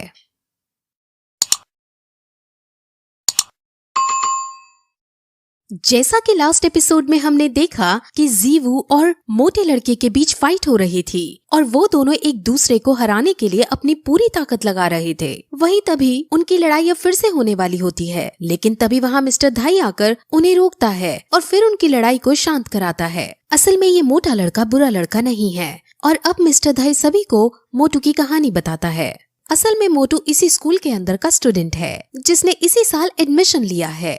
इस लड़के की सोल म्यूटेटेड स्पिरिट सोल है, यानी उसकी 2 सोल से उत्पन्न होने वाली एक सोल है और ये म्यूटेटेड सोल बहुत खतरनाक है और इस वजह से मोटू बहुत ज्यादा ताकतवर है। लेकिन ये मोटू अभी अपने स्पिरिट सोल को काबू नहीं कर पाता और इस वजह से इसकी स्पिरिट सोल इसके इमोशंस को भी चेंज कर देती है और ये मोटू अपने आसपास वाले लोगों को नुकसान पहुंचाने लगता है। मोटू को इस वजह से कई सारी लड़कियों से अट्रैक्शन भी होने लगता है, लेकिन अभी तक जितनी भी इसकी गर्लफ्रेंड बनी थी उन सभी ने इसको धोखा दे दिया है, जिस वजह से मोटू बहुत परेशान रहता है। लेकिन हाँ, इसकी स्पिरिट सोल को सिर्फ एक चीज से काबू किया जा सकता है और वो चीज है इसको भरपेट खाना खिलाना।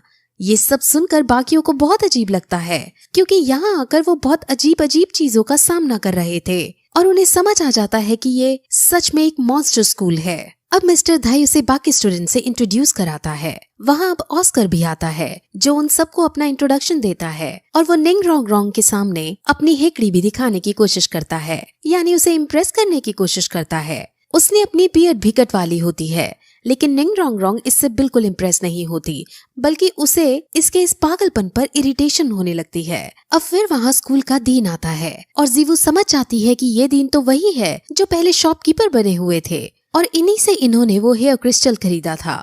असल में वो शॉपकीपर का काम भी करते हैं और यहाँ के डीन भी हैं। वो फिर सब बच्चों को एक लाइन में खड़ा करते हैं और फिर उन्हें टास्क देना शुरू करता है। वो सबसे पहले निंग रोंग रोंग को और ऑस्कर को बुलाकर उनसे इस जगह के 20 राउंड मारने को कहता है और उन्हें भेज देता है। बाकी बच्चों को वो मिस्टर धाई से यहाँ के रूल समझाने को कहता है और फिर टैंगशैंग को अपने ऑफिस में मिलने के लिए बुलाता है। वहाँ वो थोड़ी ग्रैंड मास्टर के बारे में बातें करते हैं और टैंग शैन ग्रैंड मास्टर का अप्रूवल लेटर दिखाता है, जिसमें बेसिकली ये लिखा था कि टैंग शैन को श्रेक स्कूल में पढ़ने की अनुमति दे दो। वहीं दूसरी तरफ अब हमें निंगरोंगरोंग के ट्राइब को दिखाते हैं, जो निंगरोंगरोंग के घर से भाग जाने वाली बात से काफी नाराज थे। उन्हें जब ये पता चलता है कि वो श्रेक स्कूल में पढ़ रही है तो उन्हें बहुत गुस्सा आता है, क्योंकि उन्हें ये लगता है कि वो खुद श्रेक स्कूल से अच्छी एजुकेशन उसे दे सकते हैं।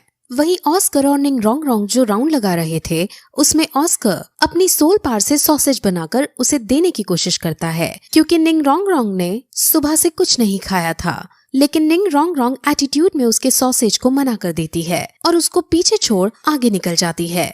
वहीं निंगरोंगरोंग के ट्राइब वाले अपने आदमियों को निंगरोंगरोंग को वापस बुलाने के लिए भेज देते हैं। अब फिर कुछ देर बाद फिर से सभी बच्चे उसी लाइन में आकर खड़े होते हैं और अब दीन उन्हें उनके 20 राउंड के पूरे होने के बारे में पूछता है, जिस पर ऑस्कर तो कहता है कि उसने 20 राउंड कंप्लीट कर लिए हैं। लेकिन निंगरोंगरोंग से पूछे जाने पर वो ऑस्कर खुद ही पहले बोलकर ये कह देता है कि हाँ, उसने पूरे कर लिए हैं।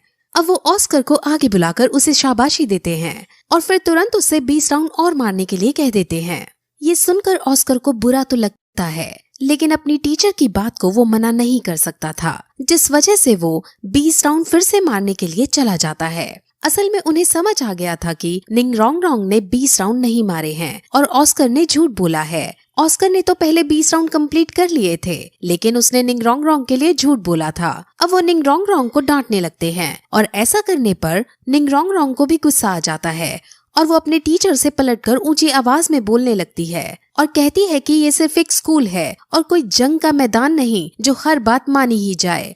असल में निंगरोंगरोंग का ट्राइब बहुत बड़ा और शक्तिशाली ट्राइब था, जिस वजह से वो हमेशा एरोगेंसी और घमंड में रहा करती थी और वो सबसे उल्टा उल्टा ही बोला करती थी। अब दीन उसको इस स्कूल से बाहर चले जाने को कहता है और मिस्टर धाई से इसका सामान पैक करने को कहता है, जिस पर निंगरोंगरोंग धमकी देती है कि अगर ऐसा करने की कोशिश भी की तो मेरे ट्राइब वाले तुम्हें छोड़ेंगे नहीं। लेकिन दीन इसकी बातों से नहीं डरता और उसे पलटकर कहता है कि तुम आखिर क्या कर सकती हो, तुम यहाँ सबसे कमजोर लड़की हो और तुम्हें शुक्र मनाना चाहिए कि हमने तुम्हें एडमिशन दे रखा है। अब निंगरोंगरोंग को ये बात बर्दाश्त नहीं होती, क्योंकि उसके अकॉर्डिंग वो बहुत शक्तिशाली थी। लेकिन जब वो अपने पास खड़े टैंग शैन, जीवू, मोटू, मिस्टर धाई और कैट गर्ल को देखती है तो उसे भी अपने आप को कमजोर महसूस लगने लगता है। लेकिन फिर वो ऑस्कर को देखती है और उससे ज्यादा तो वो ताकतवर होगी ही, ये सोचने लगती है। लेकिन दीन उसे बताता है कि ये ऑस्कर भी अपनी फुल सोल पार रखता है और अपने फील्ड के लोगों के बीच ये सबसे ताकतवर है। अब निंगरोंगरोंग को समझ आ जाता है और वो उदास होकर रोते रोते वहाँ से भाग जाती है। अब फिर शाम को दीन उन सभी को बाहर शहर में घुमाने ले जाता है और थोड़ा घूमने के बाद उन्हें एक रिंग के अंदर ले जाया जाता है, जहाँ 2 योद्धाओं के बीच कंपटीशन हुआ करते थे। इस जगह का नाम सोल एरिना है और यहाँ लोग अपनी अपनी फाइटिंग स्किल्स का यूज करके एक दूसरे को हराते हैं। असल में यहाँ जीतने वाले को अलग अलग बैजेस दिए जाते हैं और दीन उन सभी को ये कहता है कि तुम्हें श्रेक स्कूल से ग्रेजुएट होने के लिए कम से कम सिल्वर बैज तो यहाँ हासिल करना ही होगा। अब वो लोग अंदर जाते हैं, जहाँ मिस्टर धाई उन सभी को ये बताता है कि वो 29 मैचेस जीते हैं और 27 मैचेस हारे हैं, जिस वजह से उसका स्कोर 2 है। अब मोटू अपना स्कोर बताता है और उसका स्कोर 9 है। असल में मोटू की सोल पार कम है, इसलिए उसके पास कम ताकतवर योद्धा आते हैं, लेकिन क्योंकि मिस्टर धाई की सोल पार ज्यादा है इसलिए उसके पास बहुत ज्यादा ताकतवर योद्धा लड़ने को आते हैं। अब फिर जीवू और टैंग शैन अपना अपना नाम लिखवाने के लिए काउंटर पर जाते हैं और वो 2 वर्सेस 2 के लिए अपना नाम लिखवाते हैं और उनकी टीम का नाम सांगवू रखा जाता है। अब फिर रिंग के अंदर सबसे पहले जीवू और एक दूसरे योद्धा को लड़ने के लिए बुलाते हैं और उन दोनों की फाइट अब शुरू की जाती है। ओपोनेंट के पास आयरन राइनो की सोल पार थी और वो बहुत ताकतवर था, लेकिन जीवू भी कम नहीं थी। जीवू बिना सोल पार का यूज किए उस पर हमला करती है और कुछ ही देर की शानदार फाइट में जीवू अपनी स्किल का यूज करते हुए उसे मार गिराती है और इस मैच की विनर बन जाती है। अब अगला match Tang Shan versus cat girl होना है और अब उन दोनों को रिंग के अंदर बुलाया जाता है। टैंग शैन जानता था कि कैट गर्ल की एबिलिटी उसकी स्पीड है, जिस वजह से वो उसकी स्पीड को रोकना चाहता है और अब वो ऐसा करने के लिए उसको फंसाने के लिए एक केज बनाने लगता है और उसके चारों तरफ ब्लू सिल्वर प्लांट बिछा देता है। अब कैट गर्ल उसके अंदर फंस जाती है और ये देखकर मिस्टर धाई को बिल्कुल अच्छा नहीं लगता। असल में मिस्टर धाई कैट गर्ल को पसंद करता था और वो कैट गर्ल को जीतते देखना चाहता था। अब केज के अंदर टैंगशान कैट गर्ल को पकड़ने की कोशिश करता है, लेकिन कैट गर्ल उसके दाव से बच जाती है और वो ऊपर से कूदकर बाहर निकलने की कोशिश करती है। और इस फॉर्मेशन को देखकर मिस्टर धाई को समझ आ जाता है कि असल में टैंगशान कैट गर्ल को केज के अंदर बंद नहीं करना चाहता था। वो तो जमीन में अपने ब्लू सिल्वर प्लांट को बिछा देना चाहता था ताकि जब ये आसमान में उड़कर मारे तब नीचे से ब्लू सिल्वर प्लांट इसके पैरों को पकड़ ले और इसको बंदी बना सके। और फिर ऐसा ही होता है और जब कैट गर्ल नीचे से ऊपर उछलती है तब टैंगशान नीचे से उसको पकड़ लेता है और वो उसको बंदी बना लेता है, जिसके बाद टैंगशान को विनर घोषित कर दिया जाता है। कैट गर्ल इस हार से निराश हो जाती है, लेकिन मिस्टर धाई उसे सांत्वना देते हैं कि ये जगह एक प्लेन जगह थी और तुम्हारी एबिलिटी पेड़ों पर चढ़कर मारने की है, जिस वजह से तुम्हें यहाँ हारने पर उदास नहीं होना चाहिए। अब फिर 2 वर्सेस 2 राउंड शुरू किया जाता है, जिसमें एक टीम में जीवू और टैंगशान रहते हैं और दूसरी टीम में 2 हैमर सोल पार के भाई रहते हैं। उसमें से एक आयरन टाइगर है और दूसरा आयरन ड्रैगन है और वो दोनों ही बहुत ज्यादा शक्तिशाली हैं। वो दोनों रैंडम स्किल हैमरिंग का यूज करके टैंगशान और जीवू पर हमला करते हैं और हालांकि टैंगशान भी उन पर हमला करता है, लेकिन वो दोनों भाई बहुत ज्यादा शक्तिशाली थे और टैंगशान उनका कुछ नहीं बिगाड़ पाता। और लड़ाई के बीच उनमें से एक भाई टैंगशान पर हैमर से वार कर देता है, जिस वजह से टैंगशान बहुत घायल हो जाता है। हालांकि वो घायल होने से पहले उन दोनों को अपनी ब्लू सिल्वर प्लांट के अंदर फंसा देता है। जीवू टैंगशान को घायल देख बहुत गुस्से में आ जाती है और वो अब सीरियस होकर उन दोनों के ऊपर अपनी ब्लेड फेंकती है। लेकिन ये मैच सिर्फ एक कंपटीशन था जिसमें हार जीत तो होनी ही थी, लेकिन जीवू के फेंके हुए ब्लेड उन दोनों की जान ले सकते थे, जिस वजह से टैंगशान अपना हिडन वेपन उनकी तरफ फेंक कर उन्हें मरने से बचा लेता है। और फिर वो दोनों भाई इनकी ताकत को देखकर खुद ही अपनी हार एडमिट कर लेते हैं और शैनवू को अब विनर घोषित कर दिया जाता है। लेकिन इस लड़ाई के बाद टैंगशान को समझ आ जाता है कि इस दुनिया में और भी बहुत सारे शक्तिशाली योद्धा हैं और उसे ट्रेनिंग करने की जरूरत है। अब फिर वो सब बाहर आते हैं और आज मिस्टर धाई ने कैट गर्ल को प्रपोज करने का प्लान बनाया होता है, लेकिन मोटू सबके सामने ये बात कह देता है, जिससे मिस्टर धाई की अच्छी वाली बेइज्जती हो जाती है और कैट गर्ल उसे एक आवारा लड़का समझ वहाँ से चली जाती है।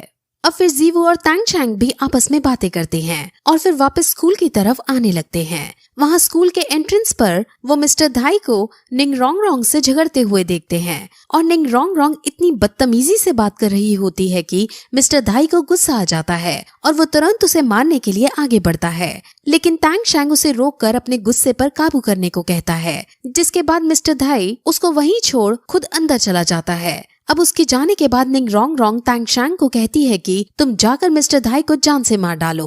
अगर तुम ऐसा करोगे तो हमारी ट्राइब तुमको बहुत सारे पैसे देगी और तुम्हें हमारे क्लैन में एक अच्छी पोजीशन भी दे दी जाएगी। अब टैंगशान ये सब सुनकर उसे मना कर देता है, क्योंकि उसके लिए इस सब का कोई महत्व नहीं था और वो उसको सुधरने के लिए कहकर चला जाता है। वो फिर अपने पास खड़े ऑस्कर से उसकी मदद करने को कहता है, लेकिन अब ऑस्कर भी मना कर देता है। निंग रोंग रोंग बहुत शौक होती है और कहती है कि तुम तो मुझे पसंद करते हो, फिर भी मेरी साइड नहीं ले रहे हो, ऐसा क्यों? जिस पर ऑस्कर कहता है कि तुमने बार बार बोलकर मुझे ये एहसास करा ही दिया कि तुम एक बहुत बड़े परिवार से हो और हम सब तुम्हारे सामने एक तुच्छ से व्यक्ति हैं और मुझे अब खुद भी लगता है कि मैं तुम जितनी बड़े घराने की लड़की के लिए नहीं बना हूँ। अब निंग रोंग रोंग को अपनी गलती का एहसास हो जाता है और हालांकि वो पलटकर तो कुछ नहीं बोलती, लेकिन उसे समझ आ जाता है कि अगर उसने अपना बिहेवियर आगे नहीं सुधारा तो उसका कोई दोस्त नहीं बनेगा और अब वो जोर जोर से रोने भी लगती है। अब अगले दिन फिर से सभी बच्चे स्कूल के अंदर एक लाइन में खड़े होते हैं और वहाँ फिर से ऑस्कर आने में लेट हो जाता है और जब वो आता है तो डीन उस पर गुस्सा करने ही वाला होता है कि तभी ऑस्कर खुश होते हुए उन्हें ये बताता है कि मैंने आज सुबह ट्रेनिंग की थी और आज मेरी सोल पार 30th रैंक पर पहुंच गई है। अब ये सुनकर डीन बहुत खुश होते हैं और बाकी बच्चे भी उसे कांग्रेट्स कहते हैं, क्योंकि फूड सोल पार को रैंक 30 पर पहुंचना बहुत मुश्किल वाली बात थी। अब रैंक 30 से आगे बढ़ने के लिए उसे अपनी सोल पार में स्पिरिट रिंग ऐड करनी है और इसीलिए उसे एक बीस्ट को मारना है। इसीलिए डीन उन सबको ये ऑर्डर देता है कि तुम सब आज जंगल जाकर बीस्ट को मारोगे ताकि ये उसके अंदर से स्पिरिट रिंग को हासिल कर सके। अब वो इस बात की सेलिब्रेशन के लिए ऑस्कर से सबको एक एक सॉसेज देने को कहता है और वो खुश होकर सॉसेज बनाने लगता है। लेकिन कोई भी उसका सॉसेज नहीं खाना चाहता था। लेकिन जब उसका सॉसेज बनकर रेडी हो जाता है तो अब सबसे पहले निंग रोंग रोंग उसके सामने आती है और उसके दोनों सॉसेज खा लेती है और ये देखकर सब बहुत शॉक होते हैं। अब फिर वहाँ मिस्टर जाओ भी आते हैं और वही इनको जंगल ले जाने वाले हैं। अब सब मिस्टर जाओ की गाइडेंस में जंगल के अंदर शिकार करना चालू करते हैं, लेकिन उन्हें अभी कोई पीस दिखाई नहीं देता। वहाँ एक जगह ऐसी भी आती है जहाँ ऑस्कर चलते चलते खाई में गिरने लगता है, लेकिन निंग रोंग रोंग उसे बचा लेती है और अब निंग रोंग रोंग की तरफ से भी हमें एक रोमांटिक एंगल देखने को मिलता है। अब जंगल में घूमते घूमते वो दूसरे टाउन में आ जाते हैं और वो यहाँ एक रात रुकने का डिसाइड करते हैं। फिर वो सब इस टाउन के अंदर एक रेस्टोरेंट के अंदर खाना खाने लगते हैं और वहाँ एक और स्कूल के बच्चे खाना खाने आते हैं। उस स्कूल के बच्चे बहुत शरारती थे और उनको हमेशा कोई ना कोई पंगा चाहिए ही होता है। श्रेक स्कूल वाले बच्चे भी समझ जाते हैं कि अब यहाँ पंगा होने वाला है। दूसरे स्कूल के बच्चे पहले तो उनके ऊपर वेटर का खाना गिराने की कोशिश करते हैं, लेकिन टैंग शैंग अपनी तेज स्पीड का परिचय देते हुए उस खाने को रोक देता है। और फिर वो स्कूल वाले बच्चे मिस्टर धाई के पैर में चोट मारने की कोशिश करते हैं, लेकिन मिस्टर धाई खुद इतने स्ट्रॉन्ग थे कि दूसरे स्कूल वाले बच्चों को ही चोट लग जाती है। अब दूसरे स्कूल का लीडर खड़ा होता है और उनके स्कूल के बारे में उनसे पूछता है और जब उन्हें उनके स्कूल का नाम पता चलता है तो वो उन पर बहुत हंसते हैं, क्योंकि वो बच्चे जिस स्कूल से थे वो बहुत अमीरों वाला स्कूल था। अब फिर उनमें लड़ाई होने लगती है जिसमें स्कूल के बच्चे श्रेक स्कूल के बच्चों से लड़ते हैं, लेकिन श्रेक स्कूल की जीवू ही उन पर भारी पड़ने लगती है और अब दूसरे स्कूल के लीडर को भी गुस्सा आ जाता है और अब दोनों स्कूल के बच्चे एक दूसरे को गुस्से से देखते हैं और इसी के साथ ये एपिसोड यहीं खत्म हो जाता है।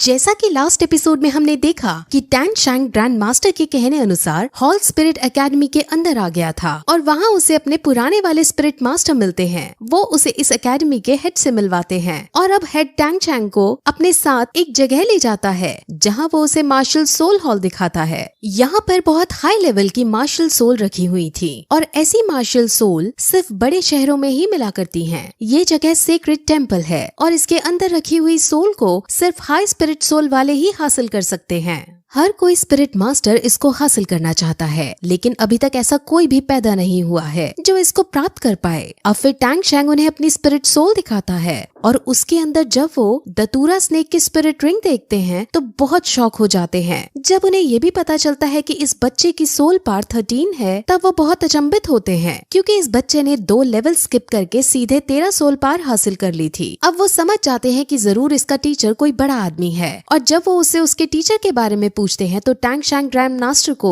अपना टीचर बताता है। अब हेड उसे अपने यहाँ पढ़ाने के लिए रेडी हो जाते हैं और अब उसे इस एकेडमी में शामिल कर लिया जाता है। अब फिर टैंग शैंग बाहर जाता है और लोहारों की बस्ती में जाकर काम ढूंढने की कोशिश करता है। वो कुछ पैसे कमाना चाहता था ताकि अपनी रोजी रोटी कमा सके। वो एक एक करके लोहारों से काम मांगने लगता है, लेकिन हर कोई लोहार उसे बच्चा समझ उसका मजाक उड़ाकर भगा देता है। लेकिन एक लोहार उसे अपने यहाँ काम करने को कहता है और टैंग शैंग उसे सबसे मुश्किल काम जो कि रिफाइनिंग है वो मांग लेता है। अब ये सुनकर वो लोहार उसका मजाक उड़ाने लगता है, लेकिन टैंग शैंग उसकी बात का बुरा ना मानते हुए अपने पापा की सिखाई हुई टेक्निक को याद करता है। उसके पापा उसे रिफाइनिंग और फॉर्ज करने की अलग अलग टेक्निक सिखाया करते थे और उन सभी टेक्निक्स में टैंग शैंग ने माहिरता हासिल कर ली थी। अब टैंग शैंग उस लोहार का सामान लेता है और एक ही बार में पिग आयरन को फॉर्ज कर देता है। अब ये सब देखकर वहाँ खड़े सभी लोहार बहुत शॉक हो जाते हैं, क्योंकि उन्होंने तो ये सोचा था कि बच्चा हैमर को उठा तक नहीं पाएगा, लेकिन इसने तो रैंडम हैमरिंग स्किल का यूज करके एक ही बार में पिग आयरन को फॉर्ज कर दिया है। अब लोहार उसे काम पर रख लेता है क्योंकि उसे इस बच्चे से बहुत मुनाफा होने वाला है। वहीं फिर हमें एक मास्क मैन को दिखाते हैं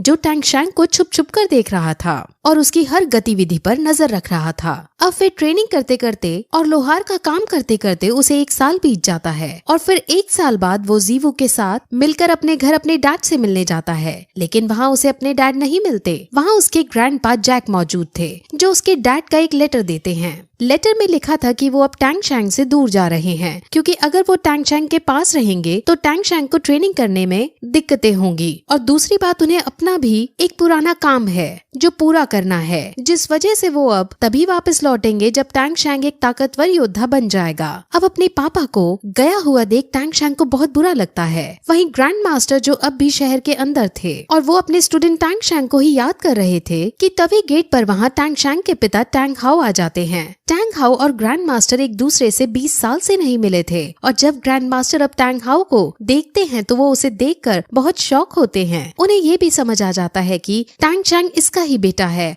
और इसी वजह से वो इतना पावरफुल है। अब ग्रैंड मास्टर को ये पता चलता है कि टैंग हाओ ने अपने बेटे को अकेला छोड़ दिया है, जिस पर ग्रैंड मास्टर टैंग हाओ को बहुत खरी खोटी सुनाता है, क्योंकि टैंग शैंग अभी एक बच्चा है और ऐसा करना उसके साथ ठीक नहीं। लेकिन टैंग हाओ उसके बहुत कहने पर भी मानता नहीं और वो उसके पास वापस जाने के लिए रेडी नहीं होता। वो फिर उसे अलग तरह का दिखने वाला बैज देता है और खुद वहाँ से चला जाता है।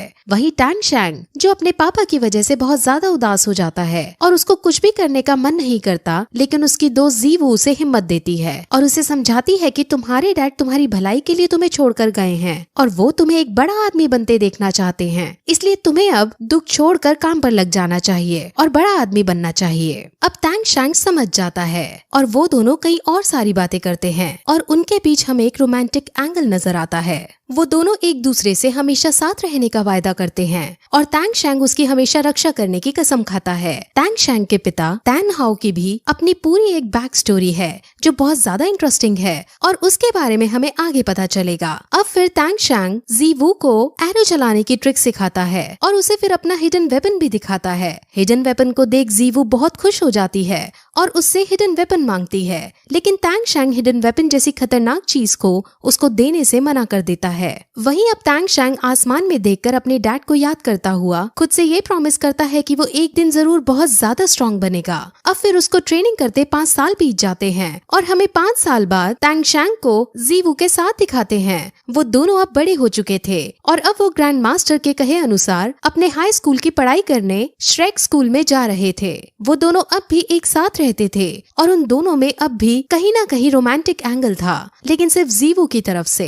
टैंग शैंग उसे सिर्फ अपना एक दोस्त मानता था। अब श्रेक यूनिवर्सिटी का एंट्रेंस 2 दिन बाद था और 2 दिन तक उन्हें इस शहर में रुकना था और अब वो दोनों इन 2 दिनों के रुकने के लिए एक होटल देखने लगते हैं। वहाँ चलते चलते जीवू को एक होटल नजर आता है। उस होटल का नाम रोज होटल है और अब वो दोनों उसके अंदर जाते हैं। वहाँ सिर्फ एक रूम खाली था और वो उसके अंदर अपनी बुकिंग करने लगते हैं, लेकिन तभी वहाँ उनकी ही उम्र का एक आदमी जो 2 लड़कियों के साथ खड़ा था वो आता है और उनकी बुकिंग छीनकर खुद उस कमरे को लेने लगता है। वो आदमी बहुत ज्यादा स्ट्रॉन्ग था और होटल का मैनेजर तक उसके सामने झुकता था।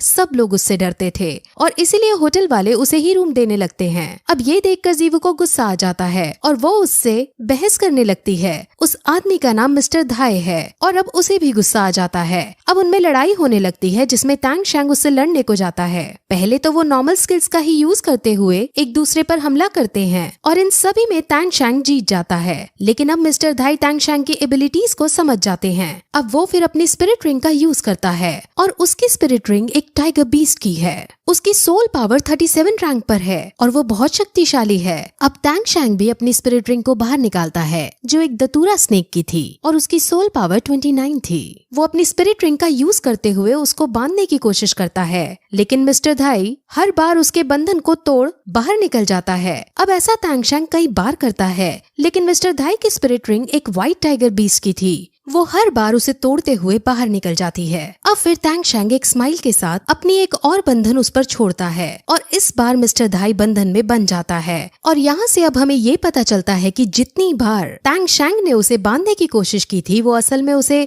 बांधना नहीं बल्कि उस पर पॉइजन छोड़ना चाह रहा था और हर बार उसके ऊपर थोड़ा थोड़ा पॉइजन गिरा था जिससे उसकी बॉडी अब पैरालाइज होने लगी और अब वो बंधन में बंध गया और वहाँ ऐसा लगने लगता है मानो टैंग शैंग जीत गया हो। लेकिन तभी मास्टर धाई अपनी तीसरी स्पिरिट रिंग का यूज करते हैं। उसकी तीसरी स्पिरिट रिंग व्हाइट टाइगर वज्र फॉर्मेशन थी और ये स्पिरिट रिंग उसके पॉइजन को तबाह कर देती है और अब टैंग शैंग भी समझ जाता है कि इसको अभी इसी वक्त नहीं हराया जा सकता।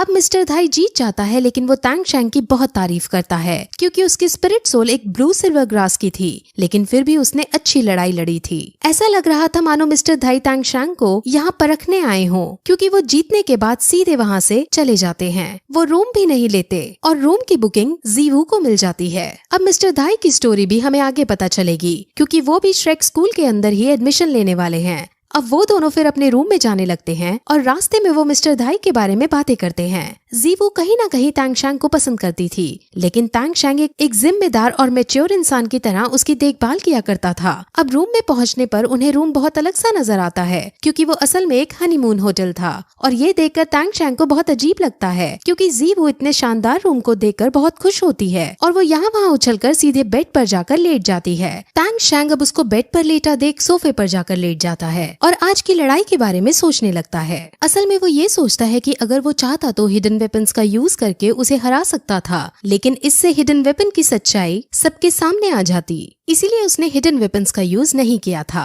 वो फिर हिडन वेपन्स की कैपेबिलिटीज को याद करने लगता है और उसे अपने पिछले जन्म की एक बात याद आती है कि कैसे जब उसके सेक्ट के अंदर एक खतरनाक चोर भाग रहा था तो टैंगशैंग ने हिडन वेपन्स का यूज करके उसे पकड़ लिया था और उसे मौत के घाट उतारा था।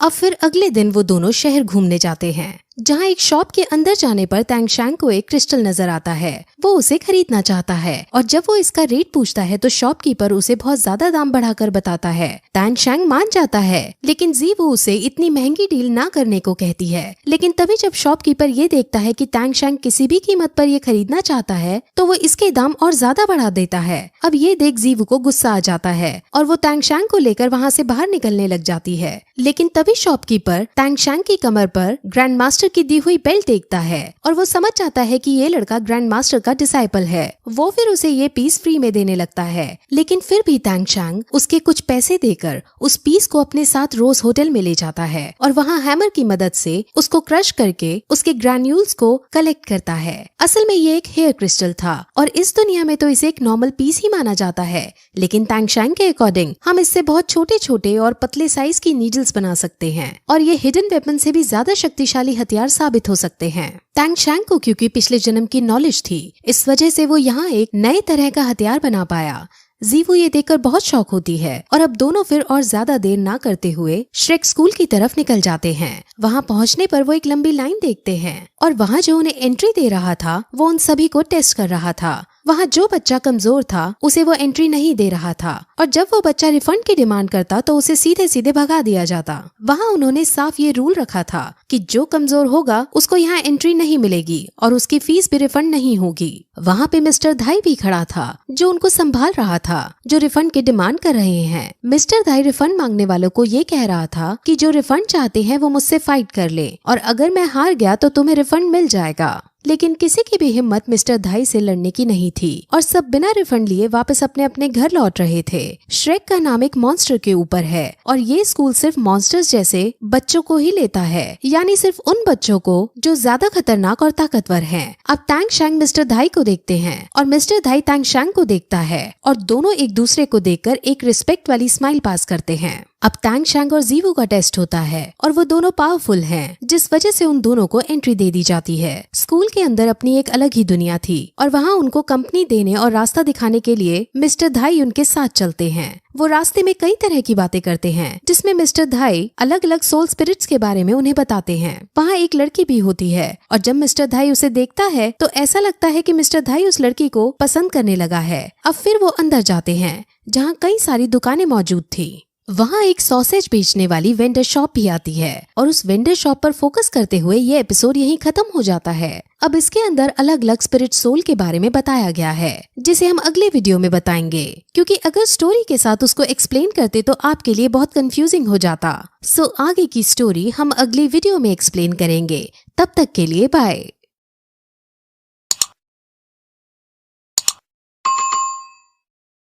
अब जैसा कि लास्ट एपिसोड में हमने देखा कि श्रेक स्कूल के बच्चे दूसरे स्कूल के बच्चों से लड़ रहे थे और दूसरे स्कूल के बच्चों का लीडर अब गुस्से में आकर अपनी स्पिरिट सोल को निकाल लेता है और अब उन दोनों में सीरियस वाली लड़ाई होने लगती है।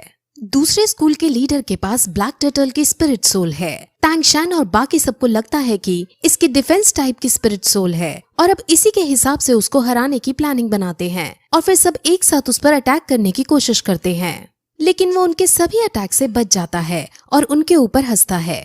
श्रेक स्कूल के बच्चे अलग अलग तरीकों को अपनाकर उसे हराने की कोशिश करते हैं, लेकिन वो उसे नहीं हरा पा रहे होते और अब उसको भी गुस्सा आ जाता है और वो उनको बर्फ से जमाने की कोशिश करने लगता है। और यहाँ जो टैंग शैंग को मिसअंडरस्टैंडिंग थी कि ये सिर्फ डिफेंस करेगा, वो टूट जाती है क्योंकि वो अब अटैक भी करने लगता है। अब श्रेक स्कूल के बच्चे बुरी तरह हारने लगते हैं, लेकिन तभी वहाँ मिस्टर जाओ आ पहुँचते हैं। मिस्टर जाओ श्रेक स्कूल के सभी बच्चों को कमरे के अंदर सोने के लिए भेज देते हैं और फिर खुद उस लीडर के सामने जाते हैं। लीडर उनका भी मजाक उड़ाने लगता है, जिस पर मिस्टर जाओ बिना स्पिरिट सोल का यूज किए ही उसको पीटने लगते हैं और लीडर अपनी फुल पावर का यूज करके भी उनसे नहीं जीत पाता और मार खाकर एक डस्टबिन में गिर जाता है। अब फिर उसको पीटकर मिस्टर जाओ बाकी बच्चों के पास जाता है और वहाँ उन्हें कल जंगल में फिर से चलने को बोलता है। वहाँ पर वो निंग रोंग से भी पूछते हैं कि आखिर तुमने अपनी स्पिरिट सोल क्यों नहीं यूज की, जिस पर वो बताती है कि मैं राइट टाइम का इंतजार कर रही थी। असल में प्लानिंग के अनुसार उनको मिस्टर धाई की स्पिरिट रिंग के यूज करने के बाद अपने स्पिरिट सोल को यूज करना था, लेकिन मिस्टर धाई को सेकंड स्पिरिट रिंग को यूज करने का मौका ही नहीं मिल पाया। असल में निंग रोंग अब सुधर गई थी और वो श्रेक स्कूल के बाकी बच्चों के साथ दोस्ती करना चाहती थी क्योंकि उसे ऑस्कर की बात समझ आ गई थी। अब अगले दिन वो सब फिर से जंगल में जाते हैं, जहाँ उन्हें फिर से अजीब अजीब से बहुत सारे क्रीचर्स नजर आते हैं और वो सब मिस्टर जाओ की प्लानिंग के अनुसार आगे बढ़ते हैं। और अब आगे बढ़ने पर उन्हें एक बहुत खतरनाक बीस्ट नजर आता है। ये एक बहुत बड़ा स्नेक है और इसका नाम millennium phoenix tail crest serpent है। ये 1000 साल से भी पुराना सांप है, जिस वजह से ये बहुत ज्यादा शक्तिशाली है। असल में जो बीस्ट जितना ज्यादा पुराना होता है वो उतना ज्यादा शक्तिशाली होता है। अब वो सब इसको मारने का डिसाइड करते हैं क्योंकि अगर इसके अंदर की स्पिरिट रिंग ऑस्कर को मिल जाती है तो वो बहुत शक्तिशाली हो जाएगा। अब वो सभी टीम वर्क के साथ इसको मारने की प्लानिंग करते हैं और फिर प्लान के अनुसार उस पर अपना अटैक करते हैं और फाइनली काफी स्ट्रगल के बाद वो उसको घायल करके नीचे गिराने में कामयाब हो जाते हैं। अब ऑस्कर को उसको जान से मार के उसके अंदर की स्पिरिट रिंग हासिल करनी थी और वो अपने चाकू से इसको मारने के लिए आगे बढ़ता है, लेकिन तभी सी वो उससे पूछती है कि क्या हम इसको जिंदा नहीं छोड़ सकते, जिस पर टैंग शैंग उसे समझाता है कि ये प्रकृति का नियम है। इस संसार में जो ज्यादा ताकतवर होता है वो कम ताकतवर को मार ही देता है, क्योंकि अगर हम इससे कम ताकतवर होते तो हम इसकी जगह जमीन पर लेटे होते, तो ये भी हमें जिंदा नहीं छोड़ता। अब फिर ऑस्कर आगे बढ़कर उसे मारने लगता है कि तभी वहाँ एक दादी और उसकी पोती आ पहुँचते हैं और उन सबसे कहते हैं कि इस जानवर को पहले हमने देखा था और हमने इस पर वार भी किया था। हमने पहले इसके पेट पर अटैक करके इसे घायल कर रखा था और टैंग शैंग के चेक करने पर वहाँ उन्हें 3 निशान भी मिल जाते हैं। असल में दादी अम्मा उसकी स्पिरिट रिंग को अपनी पोती को देना चाहती थी जिससे वो स्ट्रॉन्ग बन सके, लेकिन मिस्टर जाओ उसकी बात नहीं मानना चाहता।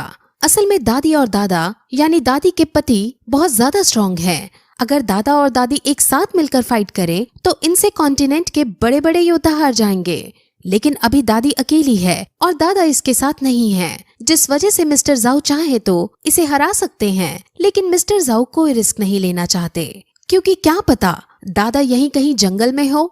इसलिए उन दोनों में थोड़ी पोलाइट मैनर में बहस होने लगती है, जिसके बाद उनमें ये डिसाइड होता है कि पोती और टैंग शैंग के बीच फाइट होगी और अगर पोती फाइट को जीतेगी तो स्पिरिट रिंग वो हासिल करेगी और अगर टैंग शैंग फाइट को जीतेगा तो स्पिरिट रिंग ऑस्कर हासिल करेगा। पोती से लड़ना कोई आसान बात नहीं थी क्योंकि वो रैंक 30 पर थी और उसकी स्पिरिट सोल भी सर्पेंट स्टिक की थी जो बहुत स्ट्रॉन्ग थी, लेकिन इसके बावजूद भी उन दोनों में अब फाइट होने लगती है और पहले टैंग शैंग अपनी स्किल का यूज करके उसे बांधने की कोशिश करता है, लेकिन पोती उसके इस वार से बच जाती है और दोनों अब अपने बेस्ट पॉसिबल मैनर में लड़ाई करना शुरू करते हैं। अब फिर दोनों एक दूसरे पर अपनी स्पिरिट सोल का यूज करके एक दूसरे पर अटैक करने लगते हैं और उनकी एनर्जी अब आपस में टकराने लगती है और फिर कुछ देर बाद दोनों दूर जाकर गिरते हैं, जिसमें पोती तो बेहोश हो जाती है, लेकिन टैंग शैंग घायल होने के बावजूद होश में था। यानी अब टैंग शैंग जीत चुका था और पोती हार चुकी है। अब टैंग शैंग तुरंत मेडिटेट करने बैठ जाता है क्योंकि वो पार्ट ड्रेन हो चुका था और वही दादी अब अपनी हार स्वीकार करके उन्हें स्पिरिट रिंग को ले जाने देती है। अब ऑस्कर उसको मारकर उसमें से स्पिरिट रिंग हासिल करता है और मेडिटेट करता है। अब उसके जागने के बाद सब उसके स्पिरिट रिंग देखने को उत्सुक होते हैं, लेकिन वो अपने स्पिरिट रिंग को दिखाने में शर्मा रहा था। लेकिन जब सब ये कहते हैं कि वो उसके स्पिरिट रिंग को देखकर हंसेंगे नहीं, तब वो मान जाता है और उन सबको अपनी स्पिरिट रिंग का यूज करके एक टेस्टी सॉसेज बनाकर दिखाता है। अब ये देखकर सब बुरी तरह हंस पड़ते हैं, जिस पर ऑस्कर को बहुत बुरा लगता है। लेकिन तभी वो इस स्पिरिट रिंग की दूसरी एबिलिटी उन्हें दिखाता है और वो उनके सामने उड़कर दिखाता है। यानी ऑस्कर के पास अब उड़ने की शक्ति आ गई थी और ये देखकर सब बहुत ज्यादा खुश होते हैं। और फिर टैंग शैंग भी होश में आता है और वो कहता है कि हमें अभी इस जंगल से नहीं जाना चाहिए, जिस पर मास्टर झाओ डांटते हुए कहते हैं कि ये जंगल कोई खेलने की जगह नहीं है जहाँ तुम पिकनिक मना सकते हो। अब इस पर टैंग शैंग उनको बताता है कि लड़ाई की वजह से वो अपग्रेड हो गया है और वो भी अब 30th रैंक पर पहुंच गया है और अब उसे भी स्पिरिट रिंग चाहिए होगी। अब सब टैंग शैंग को कांग्रेट्स करते हैं और सब बहुत खुश होते हैं और वो अगले दिन टैंग शैंग के लिए स्पिरिट रिंग ढूंढने का डिसाइड करते हैं। अब वो सब फिर आगे बढ़ने लगते हैं, जहाँ एक जगह रुककर सब अब बातें करते हैं। टैंग शैंग मिस्टर झाओ से इंसानों के बारे में डिस्कस करता है कि हम लोग अपनी कल्टीवेशन के लिए सोल बीस्ट को मार डालते हैं। इंसान अपनी जिंदगी में 5 से 6 सोल बीस्ट को मारता है और वो भी बिना कुछ देखे समझे। इससे तो एक दिन सारे सोल बीस्ट खत्म हो जाएंगे और इंसान भी फिर कुछ सालों बाद कल्टीवेट नहीं कर पाएंगे। अब जैसे जैसे टैंग शैंग सोल बीस्ट के मरने की बातें कर रहा था, वैसे वैसे जीवू थोड़ी निराश नजर आ रही थी। असल में जीवू की भी अपनी एक डिफरेंट और इंटरेस्टिंग स्टोरी है जो हमें आगे पता चलेगी। अब वो सब बातें कर ही रहे होते हैं कि तभी वहाँ जमीन हिलने लगती है और भूकंप आने लगता है। वहाँ चारों तरफ पेड़ पौधे जानवर भी हलचल करने लगते हैं और मिस्टर झाओ को समझ आ जाता है कि अब बहुत बड़ा खतरा उनके सामने आने वाला है। वो जंगल के बीचों बीच मौजूद थे, जिस वजह से वो वहाँ से भाग भी नहीं सकते थे। और फिर वहाँ उनके सामने एक बहुत बड़ा जानवर जिसकी बॉडी एप्स जैसी थी वो आ जाता है और ये कई हजारों साल पुराना बीस्ट है। इतना खतरनाक बीस्ट तो घने जंगल में होना चाहिए था, लेकिन ये यहाँ मौजूद है और उन्हें इसके यहाँ होने का रीजन भी समझ आ जाता है। अब मिस्टर झाओ उसके सामने जाकर उससे पोलाइटली ये कहते हैं कि अगर ये आपकी जगह है और आप हमें यहाँ नहीं देखना चाहते तो हम यहाँ से चले जाएंगे। हम कोई नुकसान पहुँचाने नहीं आए हैं। लेकिन वो एप इंसानों से नफरत करता है क्योंकि इंसान बिना छोटे बड़े को देखे सोल बीस्ट को अपने फायदे के लिए मार डालते हैं। इसीलिए ये जाइंट एप अब इन सभी को मारना चाहता है। अब मिस्टर झाओ अपनी सोल पावर का यूज करते हुए उस पर हमला करता है और निंग रोंग रोंग अपनी सोल पावर का यूज करते हुए मिस्टर झाओ की स्पीड को 30 गुना बढ़ा देती है। लेकिन इस सब से भी वो जाइंट एप नहीं मरता। अब बाकी सब भी अपनी अपनी सोल पावर का यूज करते हुए जाइंट एप पर हमला करते हैं, लेकिन वो जाइंट एप का कुछ नहीं बिगाड़ पाते और वो सब वहाँ से बाहर भागने का डिसाइड करते हैं। लेकिन इस बीच जाइंट एप जीवू को पकड़ लेता है। अब टैंग शैंग और मिस्टर झाओ को गुस्सा आ जाता है और मिस्टर झाओ अपनी 7 स्पिरिट रिंग का यूज करते हैं जो एक बियर की थी। वो फुल पोटेंशियल के साथ जाइंट एप पर हमला करते हैं, लेकिन अब भी जाइंट एप घायल होता है लेकिन मरता नहीं है। अब मिस्टर झाओ पार्ट ड्रेन हो चुके हैं और उनको रिकवर होने में 7 दिन लगने वाले हैं। अब टैंग शैंग गुस्से में आकर जीवू को बचाने के लिए जाइंट एप की तरफ दौड़ता है। वो किसी भी हालत में जीवू को बचाना चाहता था क्योंकि सिर्फ एक वही थी उसकी लाइफ में जिसके लिए वो सबसे ज्यादा केयर करता था। वो जाइंट एप के पास पहुंचकर उसे मारने की कोशिश करता है, लेकिन जाइंट एप उसे धक्का मार देता है और खुद जीवू को लेकर वहां से भाग जाता है। अब सब बच्चे जीवू के जाने से बहुत दुखी होते हैं और टैंग शैंग बहुत ज्यादा रिग्रेट कर रहा होता है क्योंकि वो जीवू को नहीं बचा पाया। लेकिन अब वो उसको बचाने का डिसाइड करता है और वो तुरंत ऑस्कर से फ्लाइंग सॉसेज मशरूम बनाने को कहता है। ऑस्कर के पास 3rd रिंग टैंग शैंग की वजह से आई थी, इसीलिए मिस्टर झाओ के मना करने के बावजूद वो टैंग शैंग की बात सुनता है और वो उसे फ्लाइंग सॉसेज बनाकर दे देता है, जिसको खाने के बाद टैंग शैंग के पास पंख आ जाते हैं और वो जीवू को ढूंढने के लिए अकेला ही चला जाता है। निंग रोंग रोंग भी उसकी 30% स्पीड बढ़ा देती है। मिस्टर झाओ टैंग शैंग को अकेला देख उसके पीछे जाने का डिसाइड करते हैं और अब ऑस्कर भी सभी के लिए एक एक फ्लाइंग सॉसेज मशरूम बनाने लगता है। वहीं वो जाइंट एप जो जीवू को अपने साथ ले जा रहा था वो जीवू के प्रति बहुत पोलाइट था और जीवू भी उससे आराम से बात कर रही थी और उसे कह रही थी कि मेरे दोस्त मेरी चिंता कर रहे होंगे, तुम्हें मेरे दोस्तों को नुकसान नहीं पहुंचाना चाहिए और तुम्हें मुझे ऐसे उठाकर भी नहीं लाना चाहिए था। यहाँ से हमें ये पता चलता है कि जीवू पहले से ही इस जाइंट एप को जानती थी और ये जाइंट एप उसको मारना नहीं चाह रहा था और जाइंट एप जीवू की सारी बातें भी मान रहा था। फिर हमें टैंग शैंग को दिखाते हैं जो ढूंढते ढूंढते जाइंट एप के पास आ पहुंचता है और इसी के साथ फिर ये एपिसोड यहीं खत्म हो जाता है।